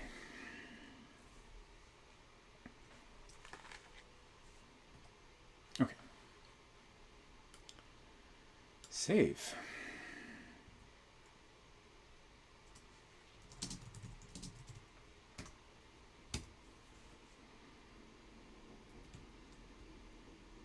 This doesn't look that bad, but like, it doesn't look great.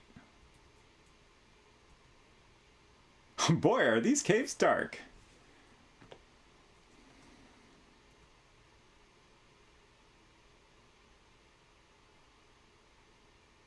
Where am I? Okay. Where did you go? I think I accidentally stopped inside the cave. Like, it's hard to tell. Like, if you press one of the directional keys while you're already walking, you will stop. Mm-hmm. So it's often hard to tell if you're actually moving whenever you're not visible. How do I... Okay.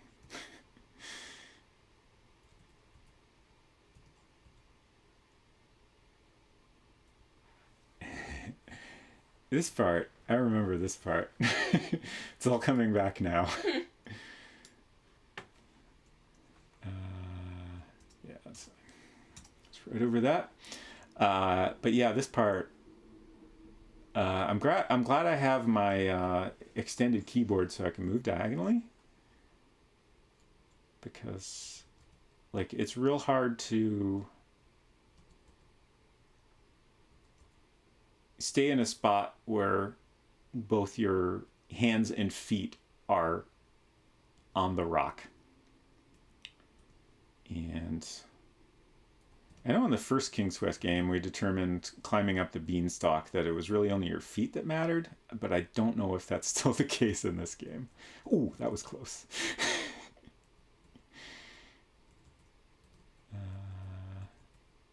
Okay. We're getting there. Okay. Let's save again.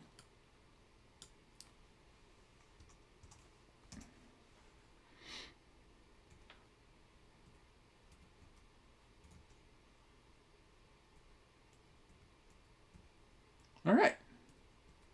It's not so bad.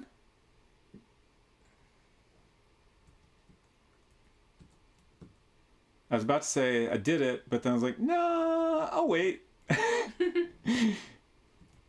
Okay, now I've done it. But of course, the paths continue. Also, uh-oh. I'm about to run out of paper. Uh-oh.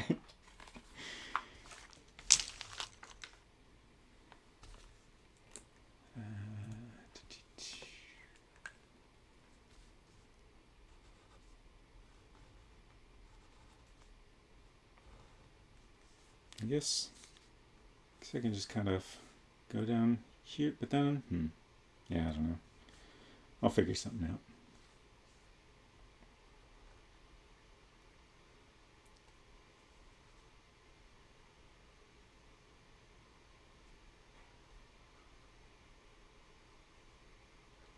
Like, as I go through this section, like, more and more things are seeming very familiar to me, including even this screen for some reason, even though it's just kind of a path with a nice view. But I'm still just coming up blank on what the heck's gonna happen next.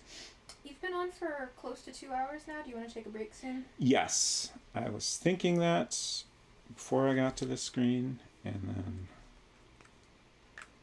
that thought didn't last long.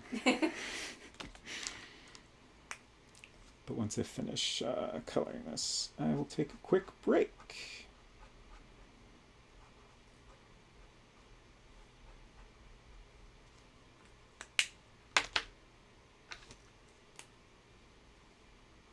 At least we're almost down the mountain, right? Please tell me we're almost down the mountain. Can't be that much more mountain.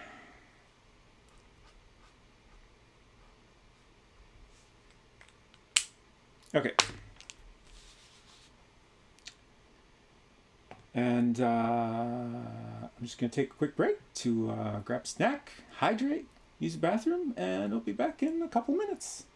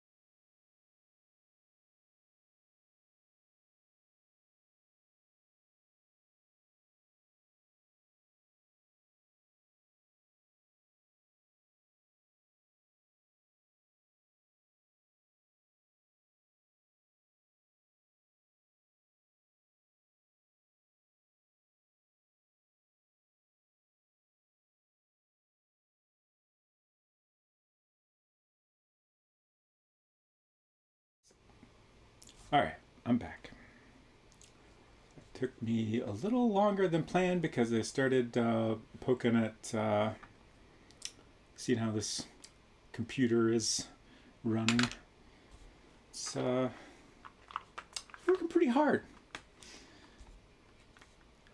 Mostly this is interesting to me. It's working a lot harder than it was when I was just doing a recording test without actually streaming. Cinnamon rolls are still in progress. No cinnamon rolls, Cinnamon rolls take a very long time.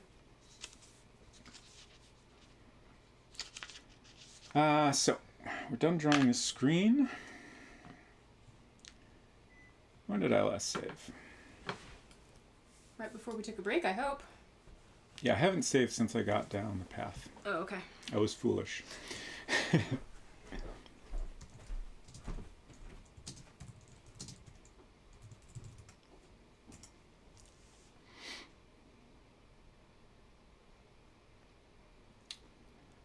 Unsecret Crutch just left the room.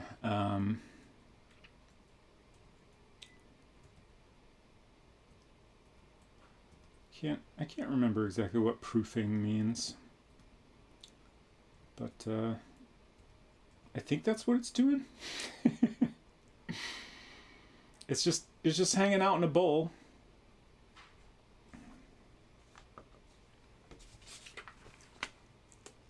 What type of Mac are you using? I just got my previous streams have been with a MacBook Pro. That used to be a work computer that I just decided to use for streaming when we started doing that.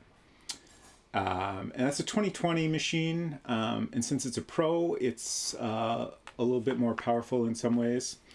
But then at one point I started considering getting a refurbished Mac Mini from Apple. And the last Mac Minis they made with an Intel processor are from 2018.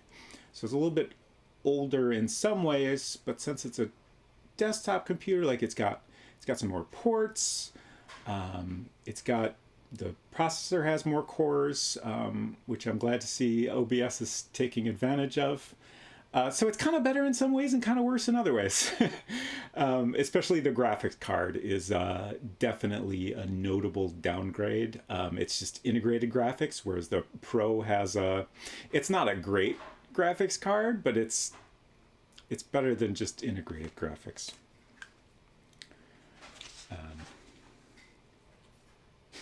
Dough hanging out in a bowl is a good way to describe proofing. I'm trying to figure out where to continue this map, because ran out of room over here, and I'm not sure, like I could continue down here, or I could continue up here. It's just tricky because I don't know how much more space we're going to need. And the map I did for King's Quest 1 was a real mess, and I hate, like, things have gone so well so far. I hate to turn this into a mess because I ran out of room, but I'll do my best. I think I'm going to start over here.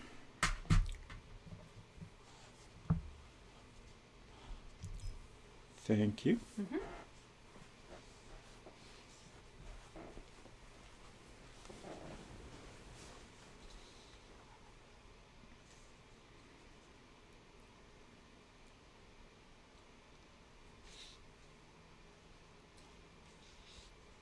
The cinnamon roll. Did you already answer this question? We had a little chat about proofing and what that means. It's another way of saying rise. Yeah. So I assume that is in fact what it's doing. So yeah, this is a King Arthur flour brand cinnamon roll recipe, and it rises for 60 to 90 minutes depending on how warm your kitchen is. Okay. And then you roll out the dough, put the filling in, roll it into a tube, and then slice it, and then the pieces, the rolls themselves, once they're on the baking sheet, have to rise again for, I think, an additional half hour before they bake.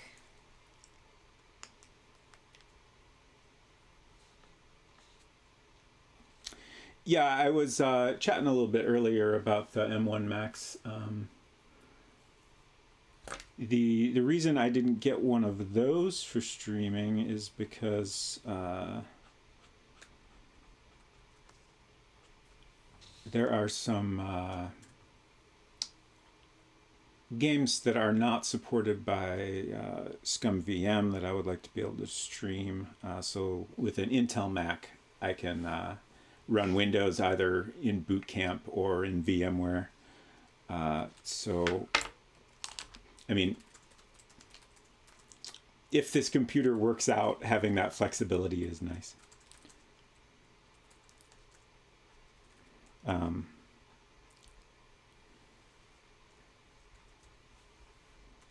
not sure yet if the reason this overhead cam is a little choppy has anything to do with the computer struggling to keep up, or if that's just an unrelated issue. I mean, the CPUs are, the cores are all pretty high usage, but they're not like maxed out or anything, so. What were you saying? I have dropped the cinnamon roll recipe in chat for anyone who is curious. Oh, nice. I've only made this recipe once before, and that was maybe exactly a year ago. I feel like I have more control over the process than last time. Right. But I haven't gotten to the rolling it into a tube and then cutting the pieces and moving the pieces around. That was the part I recall being the most fraught. DOSBox doesn't do full screen mode properly on the M1. That's interesting. That sounds like it could maybe be something with the latest. Like, I would suspect the Mac OS version being an issue more so than the processor, but hard to say. Okay.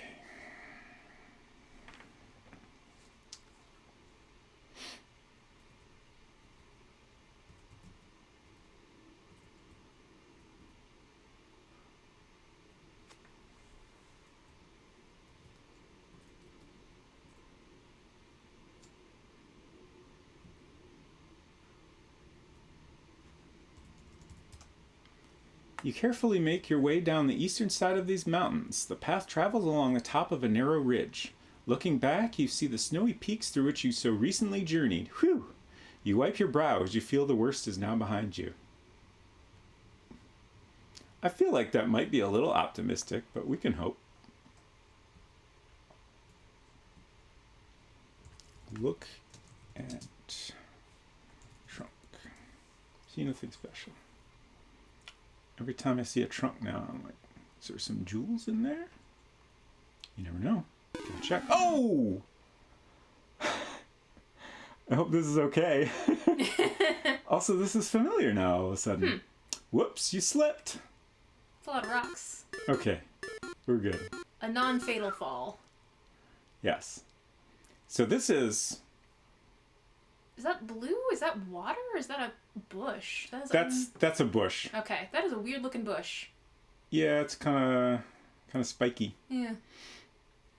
This is I'm trying to remember definitively if it was the first game, because this was the alternate path up to the clouds where the giant lived, and also the way down. So clearly, it's been through some stuff since then, though. It was not destroyed last time we saw it. So we're definitely in Daventry.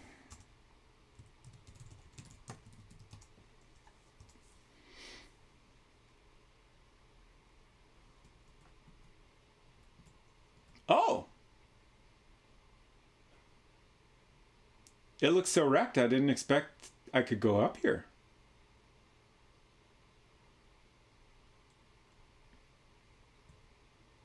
Is that what I need to do, actually? Maybe I can't get around these boulders? Okay, no, I can. Okay. Anyway, let's draw this screen.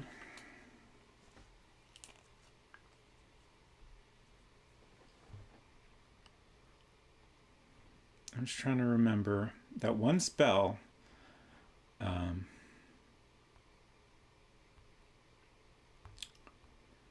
always think it's Brewing a Storm, but it's becoming invisible. That only works in a place where there's both fire and mist. I'm just saying that if there was a dragon up in the clouds, there'd be both fire and mist there, huh? Just a thought. Hey, Hinton. Good to see you. The kinging is, we haven't met any kings. But I guess we're a prince. So presumably there's a king somewhere.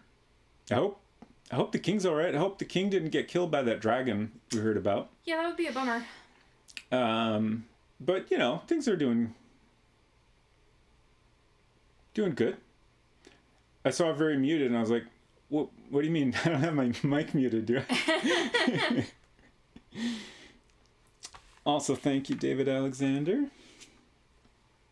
I'll switch over to that while I draw this panel.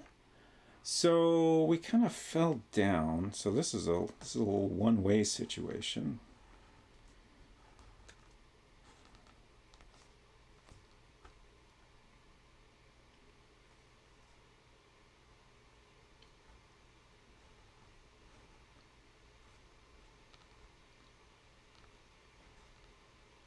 I feel like this split in the ground was not there before, but I don't remember for sure. Maybe that was...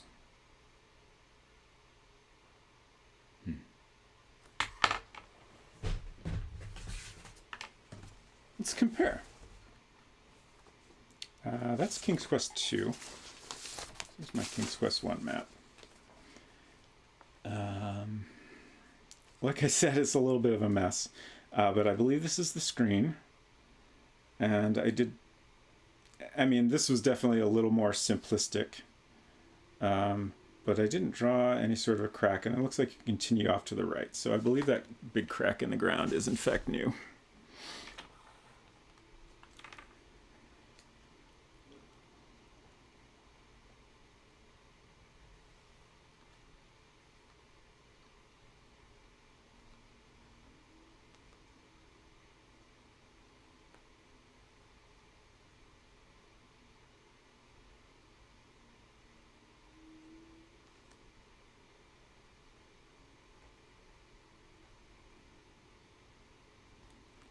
Honestly, it was a little easier to draw these maps and feel like I was doing a good job when the graphics were more simple. Too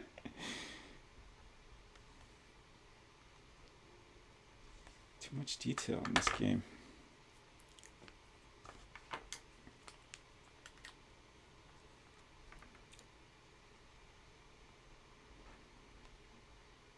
I don't remember exactly what the Oracle told us. Like, I know there was a three-headed dragon mentioned, at least I'm pretty sure I didn't make that up. And Rosella's been kidnapped. I feel like there was a little more detail about how grim things are in Daventry right now, but I don't remember if it was made clear what would have caused all this damage. Like, did the dragon do this?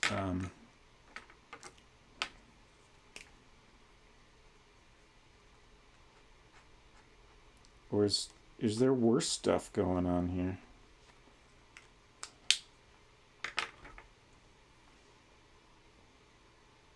Yeah, it's pretty good.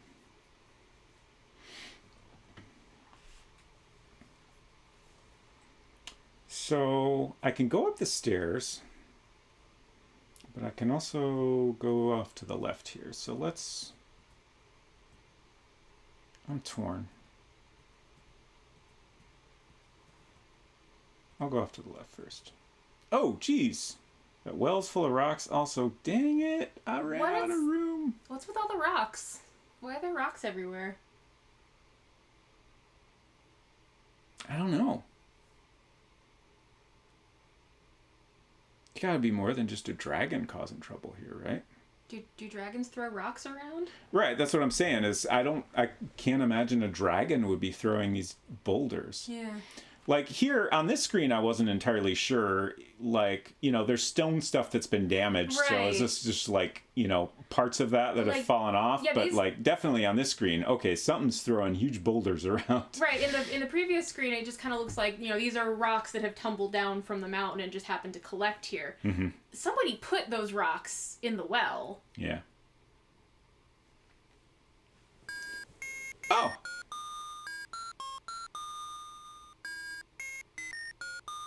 The convenient little Is this the series of fences here to keep me on a specific path. the old man theme song? What is happening here? It almost sounds like a familiar tune, but I can't place it. Yeah, I don't know. I can't tell if it is a song or if it's just like a sound-alike. Right. Like trying to evoke a certain song. It's a tune from the Smurfs. Is it really? Yeah. I think that's it. Wild. I haven't thought about that song in years. You stare at the rundown shack. Upon the porch, a withered gnome rocks in a creaky old rocking chair, whistling a merry tune. I guess the gnome is a fan of the Smurfs. The shack leans heavily to one side, and you wonder why it doesn't fall. So I was thinking this is the house that the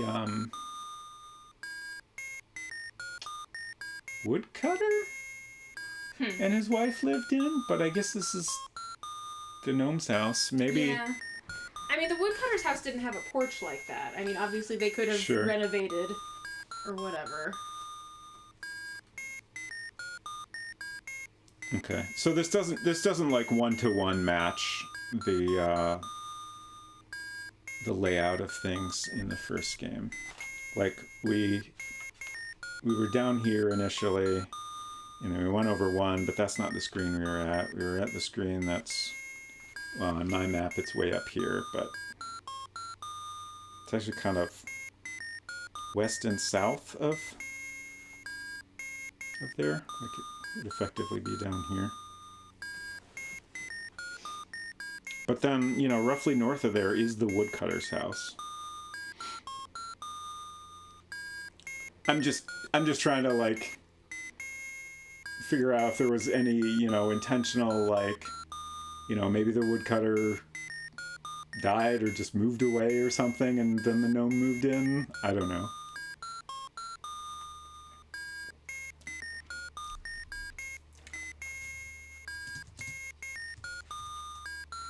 You speak directly to the old gnome. He chuckles softly to himself, then replies, "It's about time you got here, lad. I mean, Prince Alexander.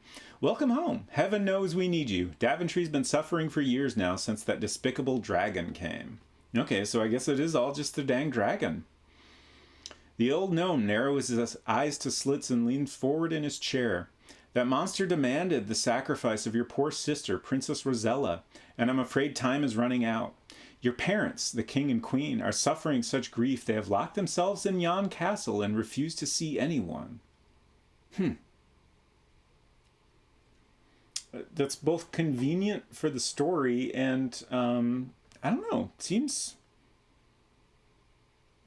a little unfair to the citizens of Daventry. I guess, I mean, presumably they feel they've done all they could, but...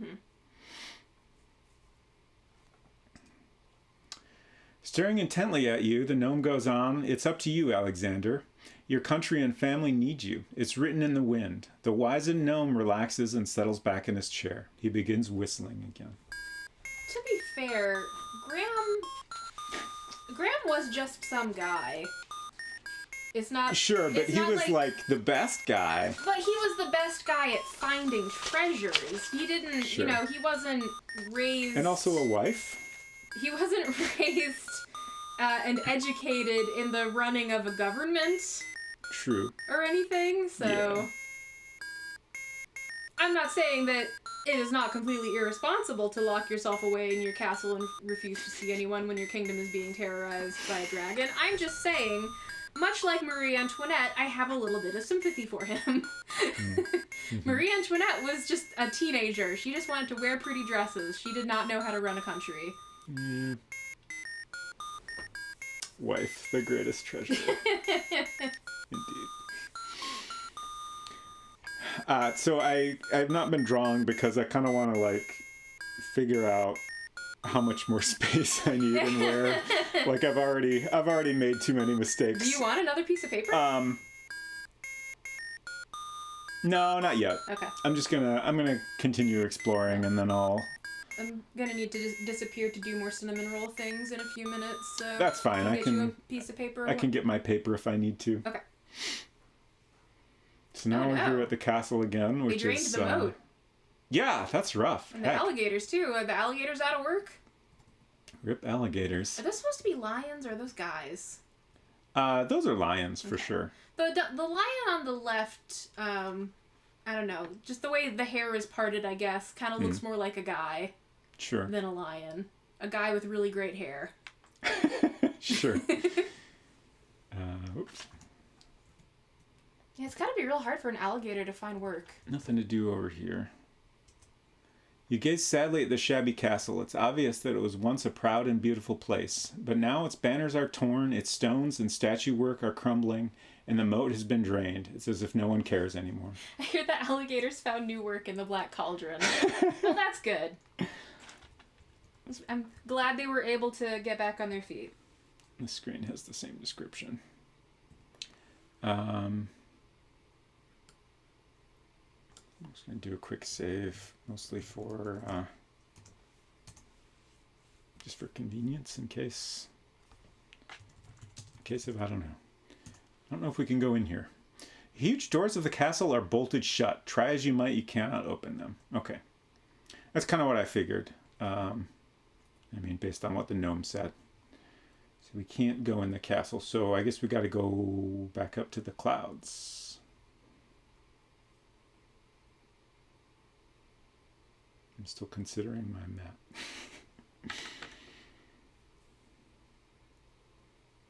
I feel like if I continue in this space, then surely I have enough room. Like, there can't be that many more screens, right? Right. He says, like, immediately regretting it. I mean, traditionally, when you go into the castle, is there more than just, like, a hallway before you get to the Great Hall?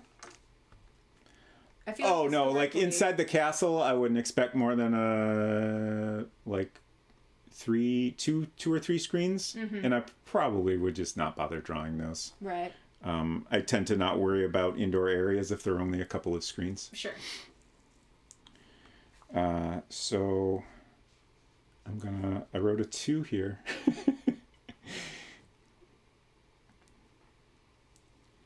And I'm gonna do, I guess actually this is gonna go up. This is a mess. No, let's do what I can. So that is going to go... We just have like a few screens that go up here.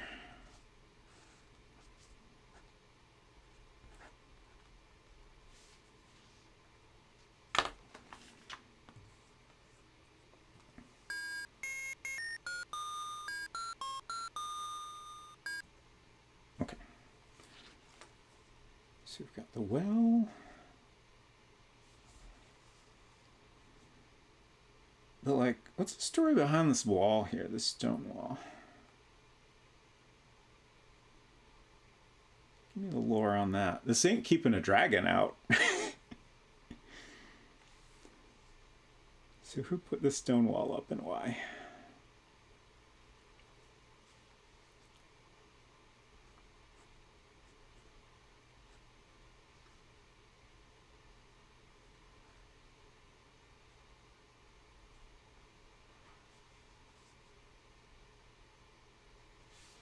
Also, now I'm thinking about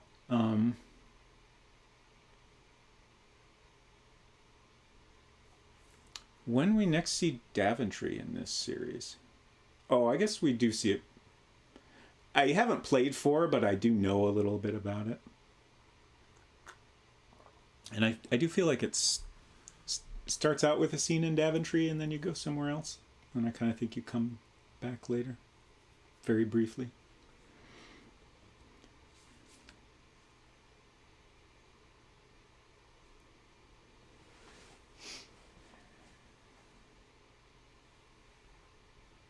Okay. Back to kitchen. Okay. Did you want me to grab you a piece of paper on the way? Nah, I'll work it out. Okay. Somehow. You noticed I brought your tea in, right? Yes, I have been drinking it. Cool. Thank you. Cool, cool, cool.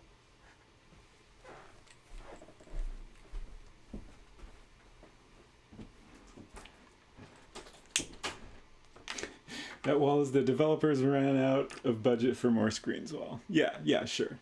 I just, I'm fine with that, but I also want I want the lore, give me the story to explain in game your practical decisions you've made. That's all I ask. They could have had another chasm caused by these rocks that I guess the dragon's been throwing around. They chose to put a tiny wall there, and I want to know why.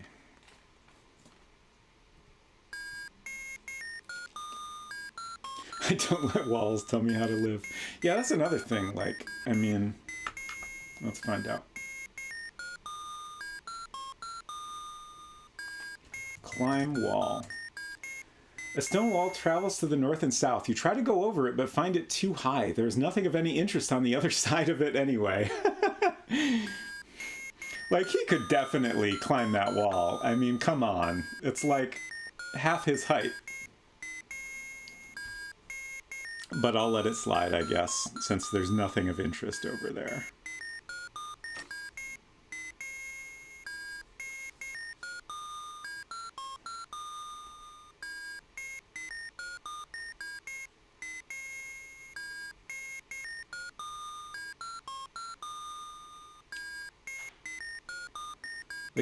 I believe y'all that this is the Smurfs song, but I can't.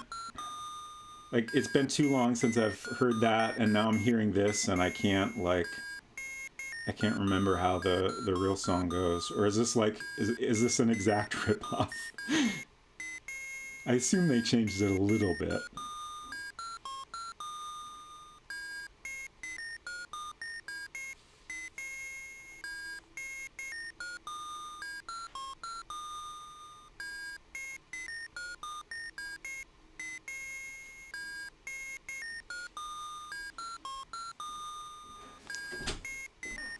Does it help if I go la la la la la la la la la?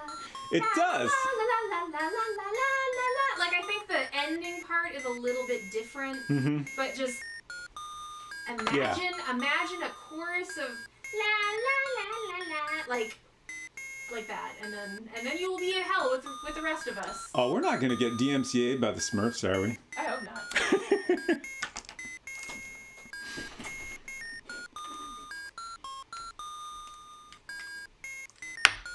These caps. They do not want to stay on when I stick them on the back like this.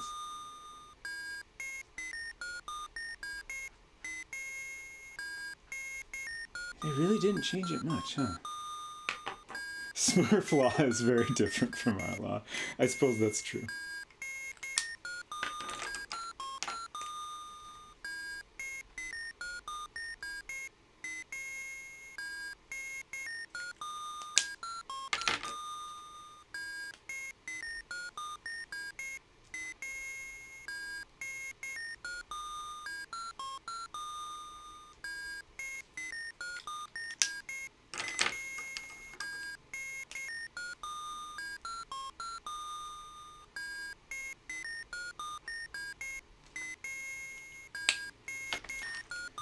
Okay.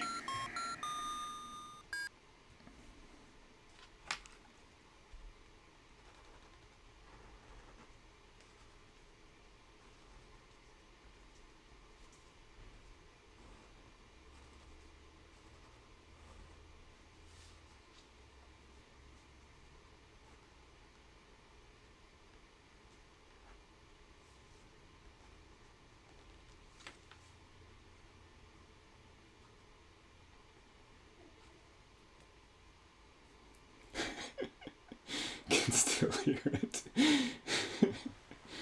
I don't know if anyone here is a smurfologist or smurftologist.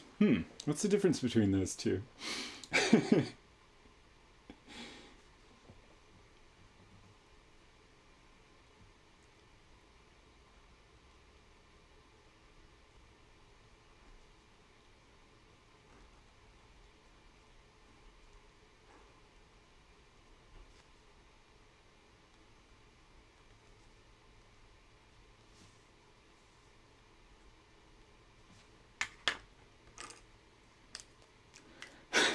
One uses Smurf entrails to divine the future. Oh no.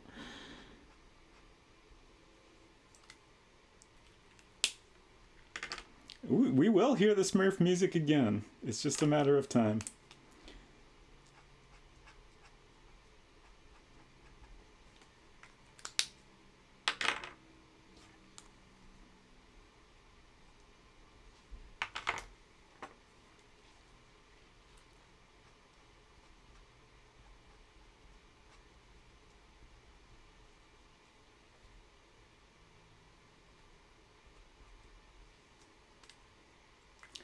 I just noticed this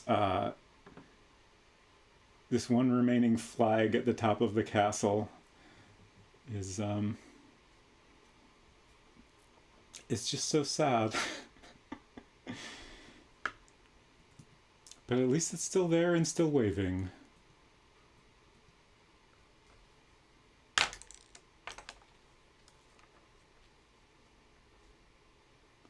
Also, this tree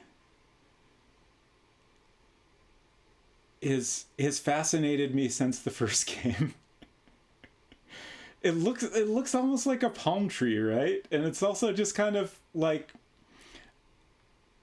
it's a little poorly drawn. Or maybe I just don't quite see what they were going for with the way these leaves are drawn.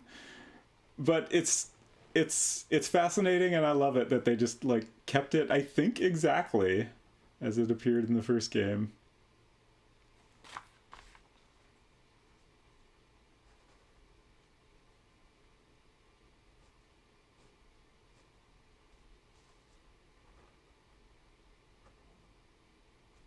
Ooh, geez, the top of this tower is in rough shape.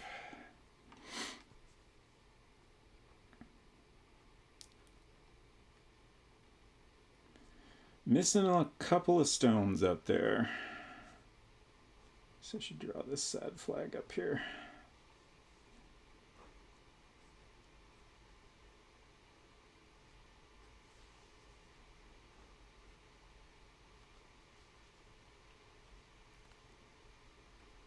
And draw this wonderful little tree. Perfect in every way.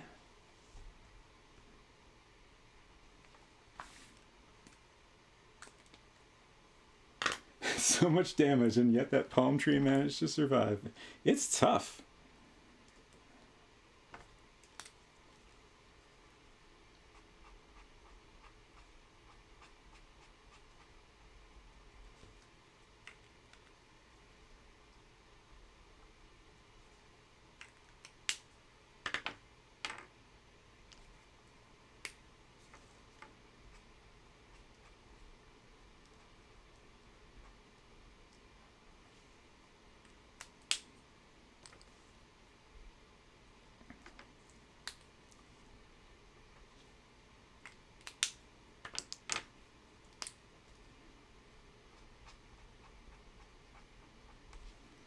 Okay. So that's... I guess I should, well...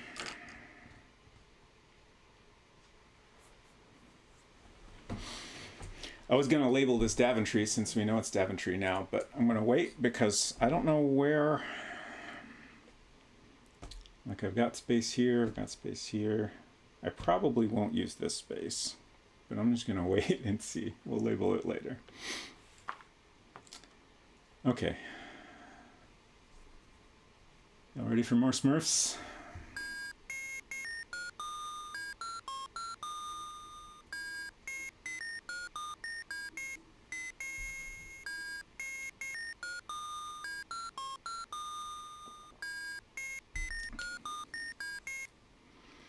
Okay, see you later, Gnome. We'll be back.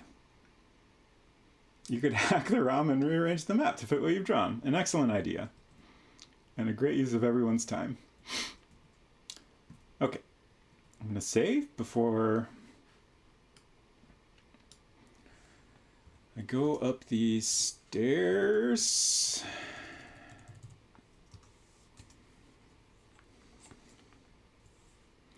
And I gotta point out, these stairs, I'm pretty sure they made them narrower, right? Like, they were narrow before, but they were not this narrow. Time for StairQuest.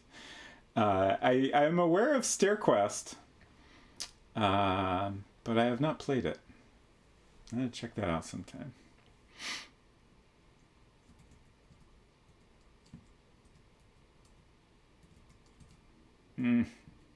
My fingers are fumbling. Also, I am once again not drawing this yet because I don't know how much space I need. So we'll get back to it.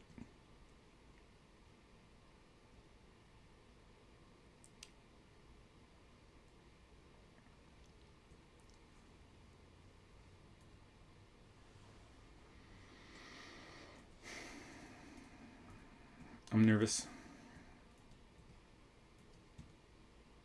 It feels strangely hot up here. I wonder why that could be.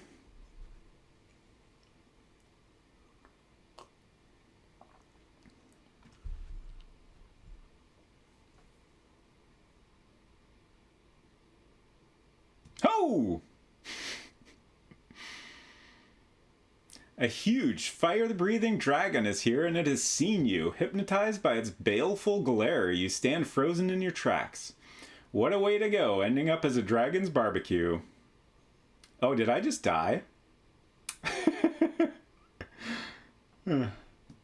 Oh, yep, there I go. But hey, we found Rosella.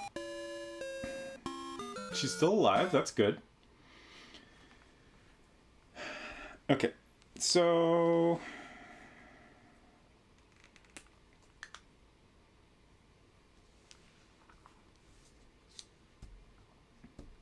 this seems like the place over here, I think, for these last few screens.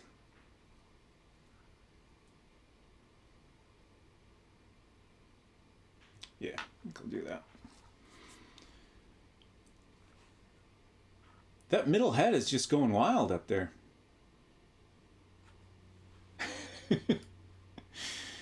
Okay, back to stairs. Okay, so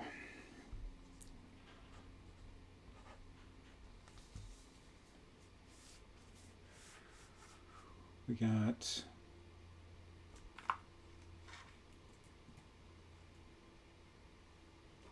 one, two, three.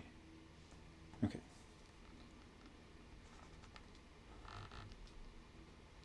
Just don't want to have to split things up yet again.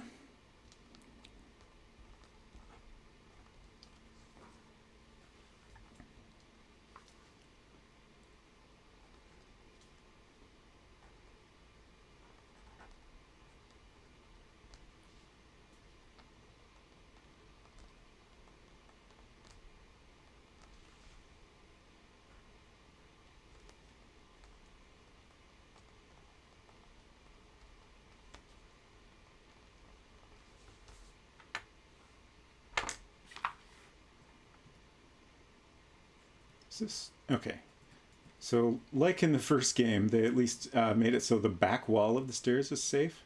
Okay, I just wanted to make sure that that wall is, that there is no wall there.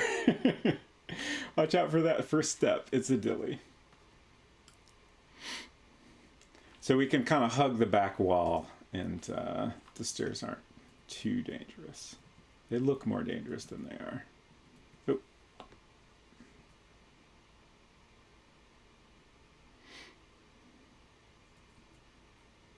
Oh.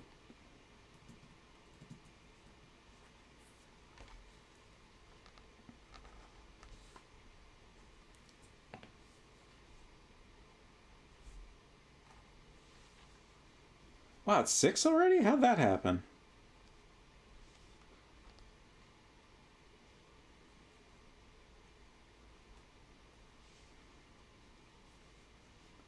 too much drawing, I guess.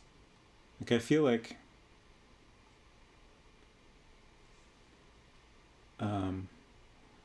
I as I've played this, I'm like, geez, there has been less of this game remaining than I thought, but I've spent so much time drawing it. Obviously, that has taken more time than I realized.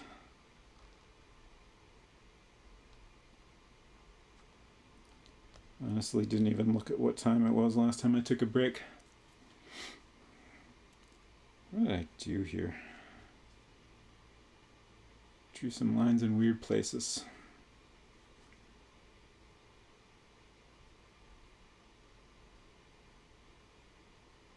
It's fine, don't worry about it.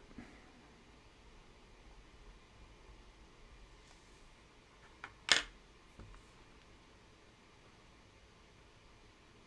trying to think if I should put a little color in here. So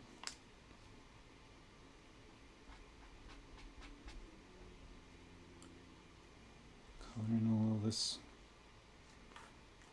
orange marker. That's fine. I hug every wall. They're special and I love them. Good. As you should. So, this dragon, as I mentioned earlier, I can't help but think how we have our... I guess I'll kind of draw this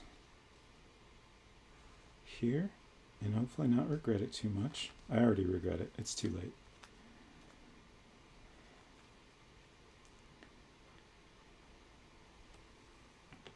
Oh, I'm already here. Okay.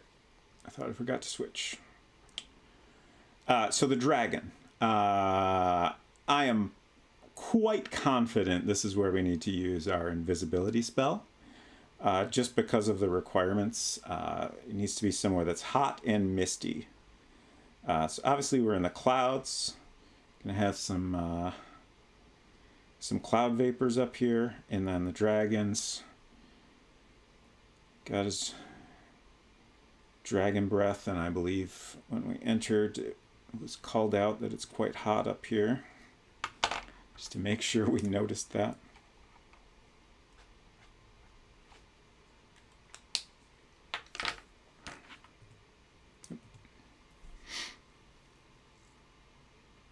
Feels strangely hot up here.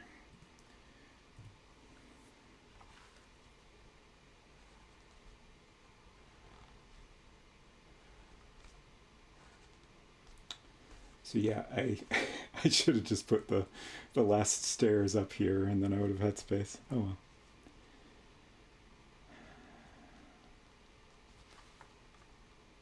Live and learn, I guess. Something like that.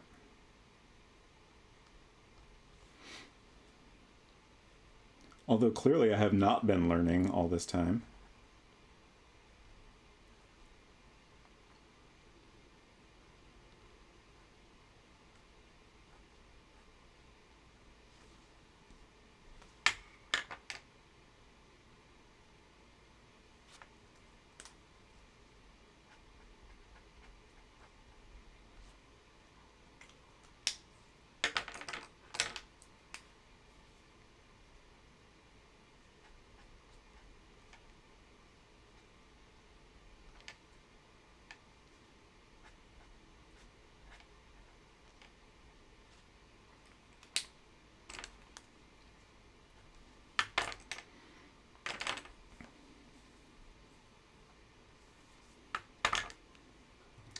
So I'm gonna do a save.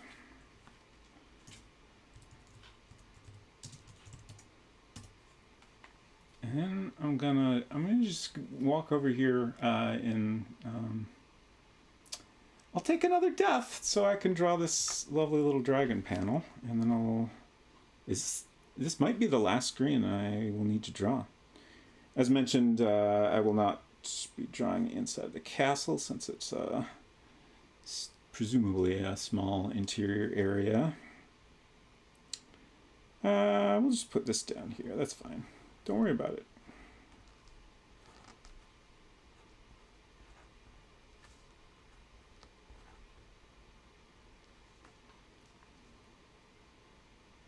This dragon art is very good.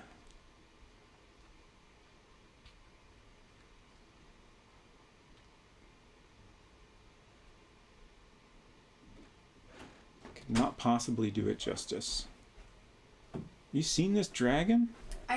Oh, wow. Yeah, it's cool as hell, right? Y'all gotta look at this. Yeah, I was real gonna good. say, like, I didn't notice it because you had it on notes cam and I was doing cinnamon roll business. Like, don't look at me drawing. Look at this dragon. Yeah. It's cool as hell. Did we know before that it was a 3-headed dragon? Oh yeah, Okay. for sure. The Oracle told us that. Okay. I did not remember what the Oracle had to say. There was a brief period where Specifically. I was concerned I had possibly made up the 3-headed part, but I was pretty sure the Oracle told us that, and now it is confirmed. Man, look at those claws. Yeah, I'm sorry. I'm sorry for what I'm doing to this dragon. I'm just doing my best here.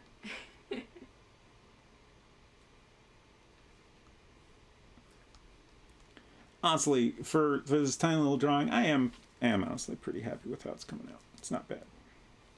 But still.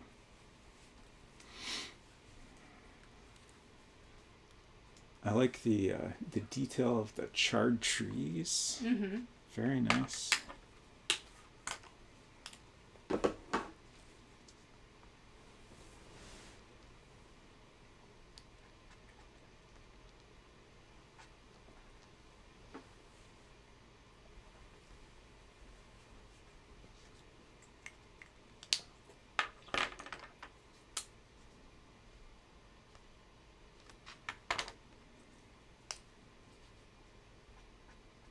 Obviously, you don't know exactly how much more game there is. Do you have a rough idea of your target time on the clock that you would wrap up stream? I assume I'm pretty much done. I assume that, I'm going to defeat this dragon, and at most I might need to walk back to the castle before we get a conclusion. Okay. If even that, maybe it'll just kind of work me there. Who knows? But I don't think there's much more. I assume I'll be done in the next 15-20 minutes or something like that. Asking because I'm getting hungry.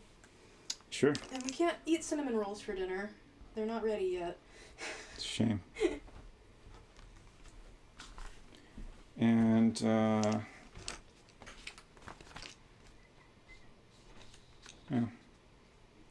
I'll label it Daventry down here just in case I'm wrong and we do need a little more space to draw. Oh, thank you. Should I take that right now? Yeah. Okay. Could you bring my water? Where is it? Should be on the nightstand. Okay, I didn't Think? notice. Could be wrong. Yeah, you don't have any water in here. Oh, okay. Well, I'll just use tea, but also could you bring me some We'll get you water? some water.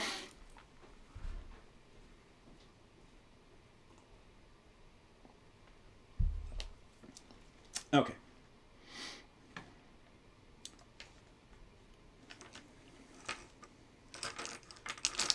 I know we talked about dinner. Can't remember what we're having for dinner. Okay, so I'm dead once again. Oh, I missed a death? Crispy Alexander. Oh yeah, did you miss the first alligator dragon death? Yeah, I had my hands full with wrangling dough.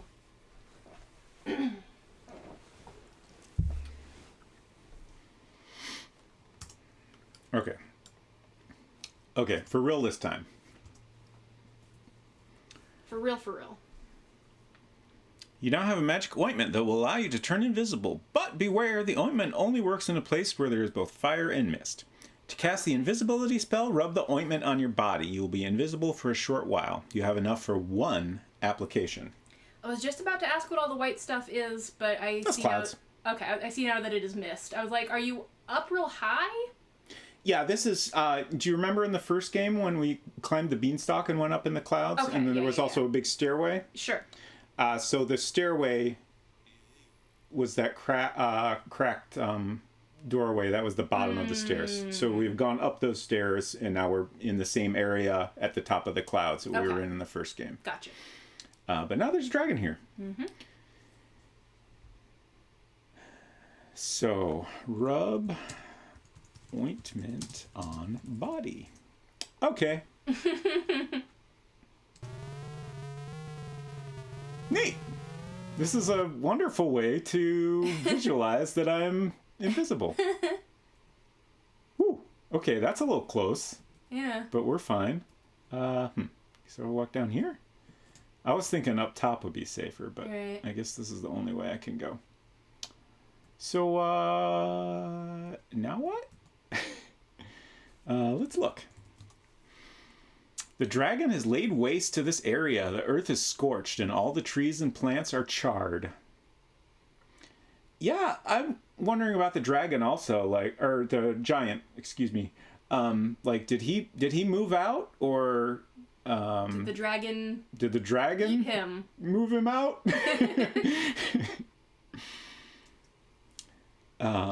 Let's talk to Rosella. She can't hear you. She's too busy screaming. Okay, that's fair. Let's untie Rosella.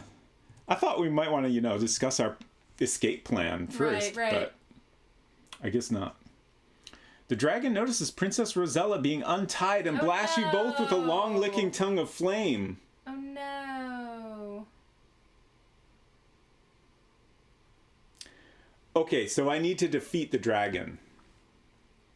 Can you make it go to Good sleep? thing or did you already... I have a spell that can cause a storm, which could put out a dragon fire, I hope. I was going to say, can you put him to sleep again? But then I remembered that the sleep spell needed, specific location conditions also.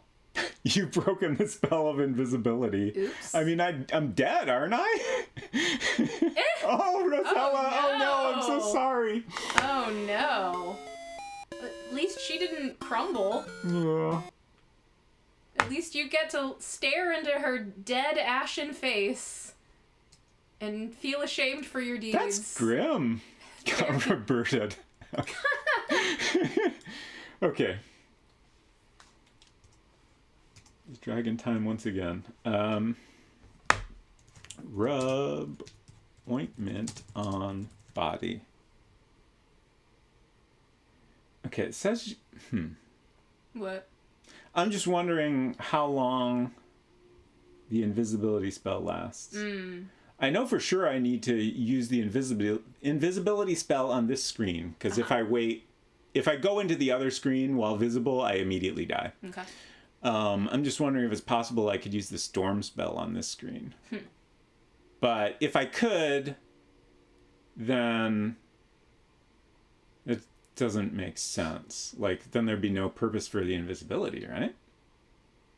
Yeah, I don't know.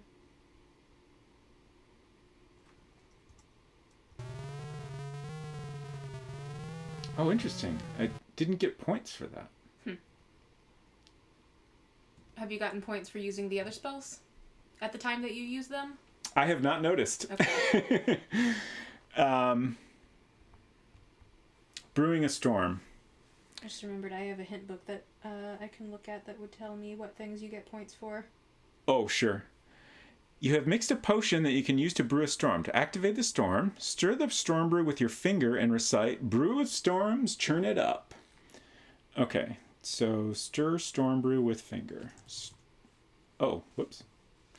Stir storm brew with finger. Brew of storms, churn it up. It doesn't... Whoa! Whoa!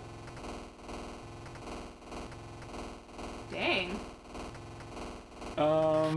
Okay. I was like, nothing's happening. Do I need to hurry up and rescue her before this ends or something? Bolts of lightning strike the huge dragon. He howls in pain and falls to the ground, dead. Wow. That was an abrupt transition. Your magic That's a lot to animate. Right. I'm impressed they did 3 separate pieces of art for that. Right. Also, your magic spell is wearing off, but does that matter? Because the dragon is dead now. Yeah, that's fine. Okay. I think we're good. No, we do have points now. Although it doesn't look like I'm getting the max score here. I'm curious. I must have missed a fair bit of points. It does not appear, from looking at the hint book, that equipping any of the spells gets you points. Is using them to solve something. Right. Achieving whatever you needed to use the spell to do is what gets you points. Right. So killing the dragon gets you points, for example.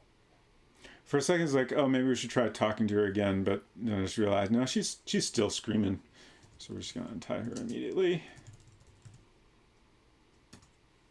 You rapidly untie Princess Rosella from the wooden pole. She looks bewildered as to who her benefactor may be. I'm your long-lost brother, Prince Alexander, you proudly exclaim. The girl looks doubtful. Oh, she doesn't believe me. I'm catching up on chat. Edenwith says, I guess if you had a dragon scale, you could have dipped that into the magic rose essence and then fought the dragon as a dragon. That'd be amazing. Yeah, that's a good point, Efton. How did this dragon tie her up? Or was she... Or maybe... Okay, she had to be... The dragon demanded a sacrifice. So presumably... So did King Graham come up here and tie up Rosella for the dragon? That's what I am suggesting. That's kind of... I mean, that would drive you into a deep, dark depression in which you might hide yourself in your castle and refuse to take any visitors. Yeah. If you felt that you had no choice but to sacrifice your own daughter to a dragon with your own hands. Right. The royal family is complicated. I'll explain it all later. You continue realizing that now is not the time for this. Just follow me. Let's go meet the folks. With mixed emotions, the girl agrees to follow you. Yeah, I would think her emotions would be mixed if her father tied her up on a pole for a dragon. Okay, so we do get to walk back on our own.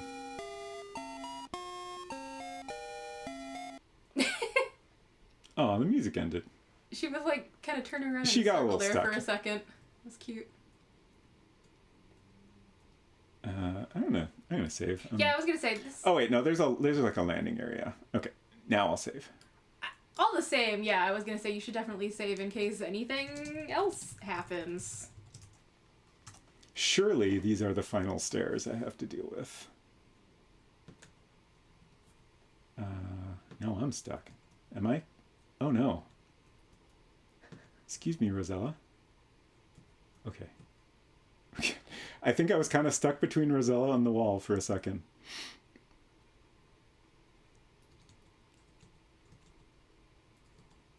Yeah, I'm very excited to play King's Quest IV. Next week.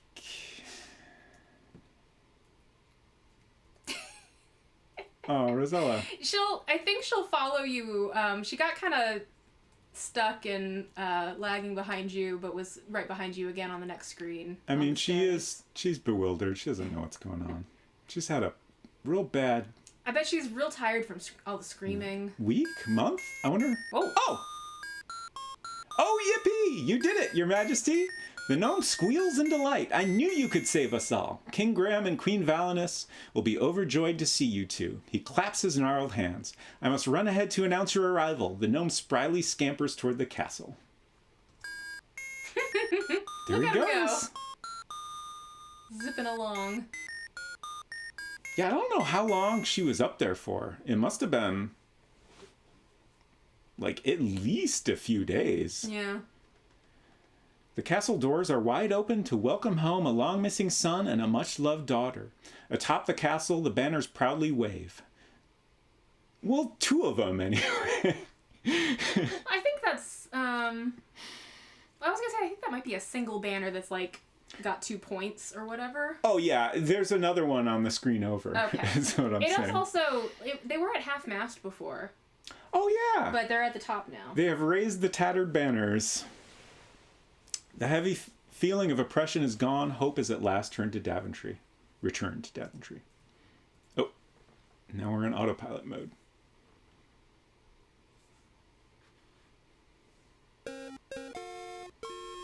You nervously enter the throne room with your sister, Princess Rosella.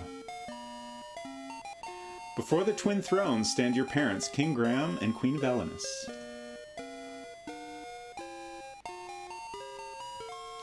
Graham and Valinus are overjoyed to see you. Alexander, where have you been all these years?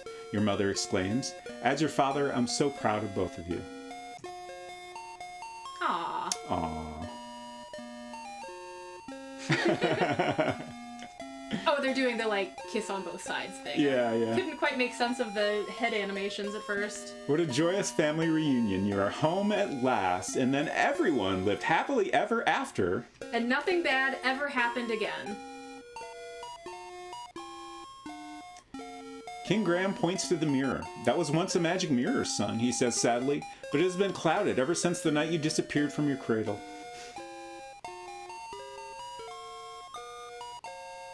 Nice. For a second I was like, is it cracking? I don't think that's what happens, is it? Magic mirror got reception again. Before your astonished eyes, the magic mirror clears and shines anew with brilliant clarity. Queen Valinus cries in delight. The terrible dragon is dead, our children are home, and the future looks bright for us all. I think she realized he was kidnapped. She just wondered, where have you been Right. this time? They didn't know where he had been kidnapped to. The Royal Graham family headbutt. King Graham lovingly retrieves his adventurer's hat with the red feather. With a motion, he tells you, Alexander, Rosella, this old hat and I have been through a lot together. Now it's time he had a new traveling companion. He flings it in your direction. Oh. This is familiar suddenly. There it goes. Up and up it gently arcs. You raise your arms to catch it, and so does Princess Rosella. Down it comes, nearer and nearer. Yeah. But who was phone?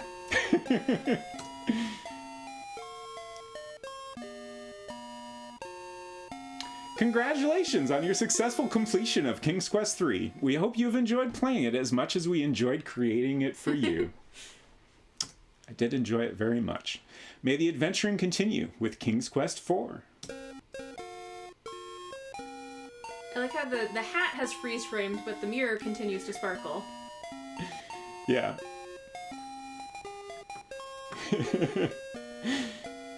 Yeah, I couldn't remember if they showed what happens next in this game or not.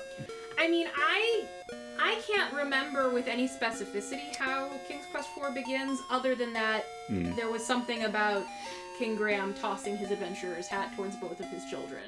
Yes.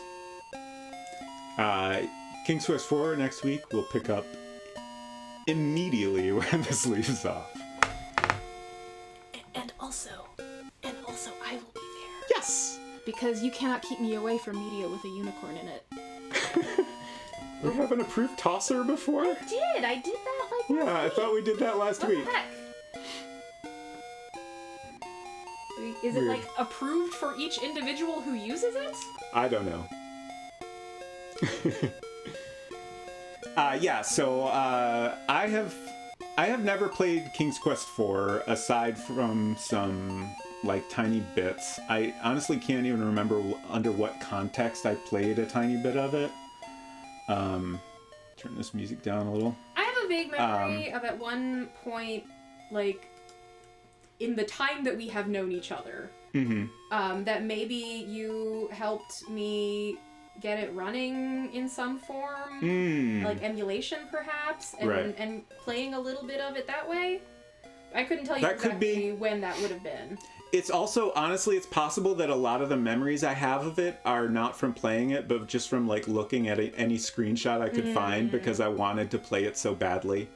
But it never was released for Mac, so I was never able to. I did it at some point. I bought a King's Quest collection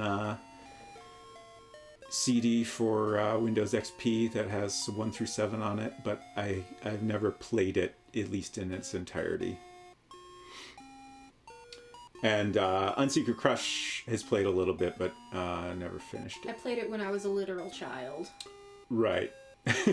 and presumably just got stuck. And when I was a child, games were not things that you finished. Games were things that you played the beginning parts over and over again until you got bored of them or got a different game or you had to go to school. Right. Oh no, Graham has gingivitis. If you can get your hands on it, find the King's Quest IV Ultimate patch. There's some stuff that is only for King's Quest IV AGI release and some stuff that's only in King's Quest IV SCI release, and the Ultimate patch ports all of the AGI stuff to SCI. That's fascinating. I wonder both why they did that, and I forgot what the other thing was. Like, I guess I can imagine why... maybe there was some stuff they did for the SCI version that didn't quite work in AGI, so they had to change some things. But I guess I'm surprised that... I guess the SCI version didn't have everything, basically. But I will look into that. That's interesting.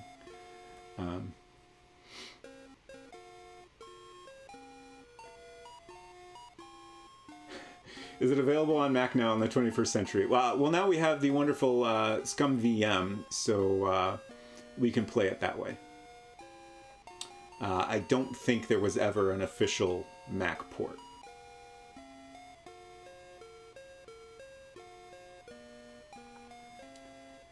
Own the boxed copy of King's Quest IV. This is the only one I've ever seen. In my SCI box, there's an insert to be able to trade out the SCI disc with the AGI version. That's fascinating. PC games in the 80s, they were kind of like an incredibly primitive hologram. You wandered around and the reward for advancing was new stuff to see. Last year I wrote up a blog post on all of the King's Quest IV Easter eggs and other oddities. Interesting. I will have to look that up on your website. So... that's King's Quest III, y'all. We got 188 out of 210 points. I'm very curious what I missed. Like, one thing I know I missed is I never overheard the bandits talking about... Oh, I'm not going to look through it now, okay. But I'll look through it later. Just doesn't seem very interesting for stream to go through the list and try to find. How many points short are you? 22. Okay. Yeah, interesting. that's a decent amount. Yeah. I feel like it must be a lot of little things. Yeah, like, I was gonna say it has to be a lot of little things because most of the point values are pretty small. Yeah, like I feel like I must have missed a lot of little things you could do in Ludor just because I already had some knowledge and didn't spend as much time just kind of wandering around and struggling with figuring everything out. Like most of the ones that you must have missed, they were at the beginning of the game. Oh my god, what? Sorry. I thought something terrible had happened to the computer. I just had a huge duh moment. Uh-huh. I thought about this before the stream, but then completely forgot. And I can't believe I wasn't reminded when I saw that pirate on the beach. But when I was in the ship, I found this note about a pirate treasure. There's a lone palm tree. We go 5 paces to the east. And then start digging. Yes, the mice in the ship. Oh, it was the mice. Told you this. Yes. I am gonna... That's worth 7 points. So there must be things from the beginning of the game that I wasn't paying much attention to. Yeah. That you also missed to add up to whatever. Okay. Most of the higher point value things are things that I think you literally have to do to progress. I'm on the wrong screen. Okay. I'm gonna try to get this treasure real quick. Turning the wizard into a cat is the highest point value item at 12. 12, huh? Preparing most of the spells is 10 points each. How do you deal with this pirate? Is he just always there? Like, I don't have a spell that could get rid of him, do I? Do you want me to look for a hint?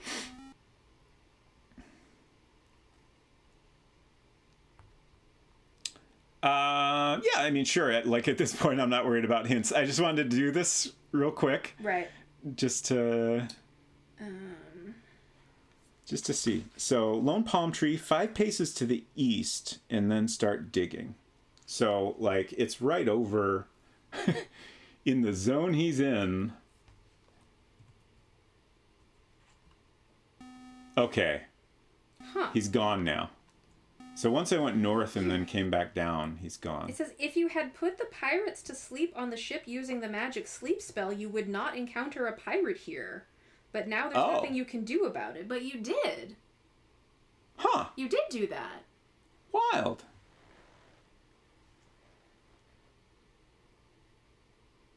Hey! You have uncovered a small chest. You remove it from the hole and open it.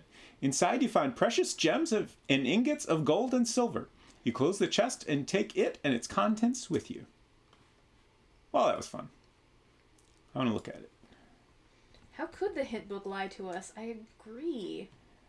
It's extra fun. Like, at one point I was trying to remember what I had done on the ship, and one of the things I did on the ship was find the shovel also. Okay, depends on the timing. If he waited a little too long, then that one pirate made it onto the island. So, like, if right. they made landfall or whatever, and then like there was time for one pirate to slip away. Right. I see. Small wooden chest was buried so long that its wood is slightly warped and its brass is tarnished and rusty. Inside are precious gems, gold and silver ingots, pearls, and gold coins. Pretty good, y'all. Okay. We will just hang out on this peaceful little screen while I wrap things up. Well, first I should show the completed map here. Look at all that. Came out pretty good, I think. Got Ludor, pirate ship.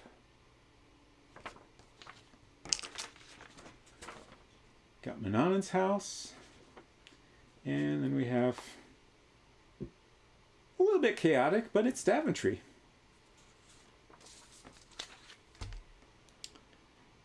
So, I'm trying to. Okay, I know my chat rules, Twitch. You don't gotta tell me.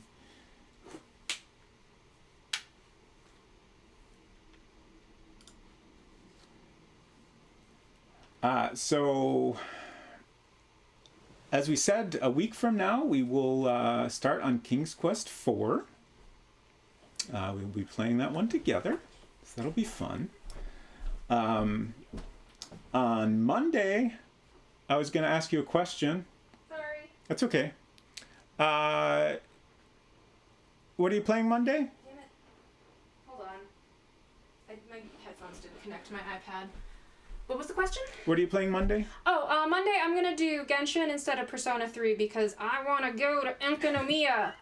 I want to jump in the hole and see what's down there. Yes, there's a lot of exciting stuff to explore in Genshin. So that would be a Genshin stream instead of the usual Persona 3. At the normal time of 8 p.m. Eastern. And then I will be back for more The Beast Within, Gabriel Knight 2 on Tuesday. Anything else we want to mention? Can't think of anything. I think that's it. And hopefully by the next stream, I'll have sorted out any camera weirdness and hopefully get things running a little more smoothly again. But thanks, y'all, for hanging out. What the heck? Always enjoy hanging out with y'all and chatting about these. I think my headphones had been on all along and I turned them off. Oh no, rip headphones. Also, I'm distracting from your wrapping up sequence. That's okay. Unnecessarily. That's okay. Oh, right. I do need to find someone to raid. So let's do that. Like I was saying, thanks for being here and hanging out. It's always good to see y'all. I have a feeling where we're going to end up here. I just want to check and see who else is on first.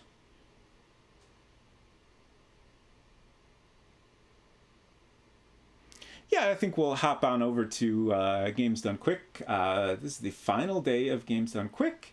If you're not familiar with it, it's a really great charity event. They do speed runs of games and take donations that benefit a charity. This one is for Prevent Cancer Foundation. So, lots of exciting speed runs for a great cause. The Twitch UI here says Sekiro Shadows Die Twice, but it's possible that's what they just finished because it's showing a thumbnail of an interview, so I'm not sure what game is up next. Anyways, let's head on over there, and I hope you all have a good night and a great weekend. And we'll see you around. Bye, y'all.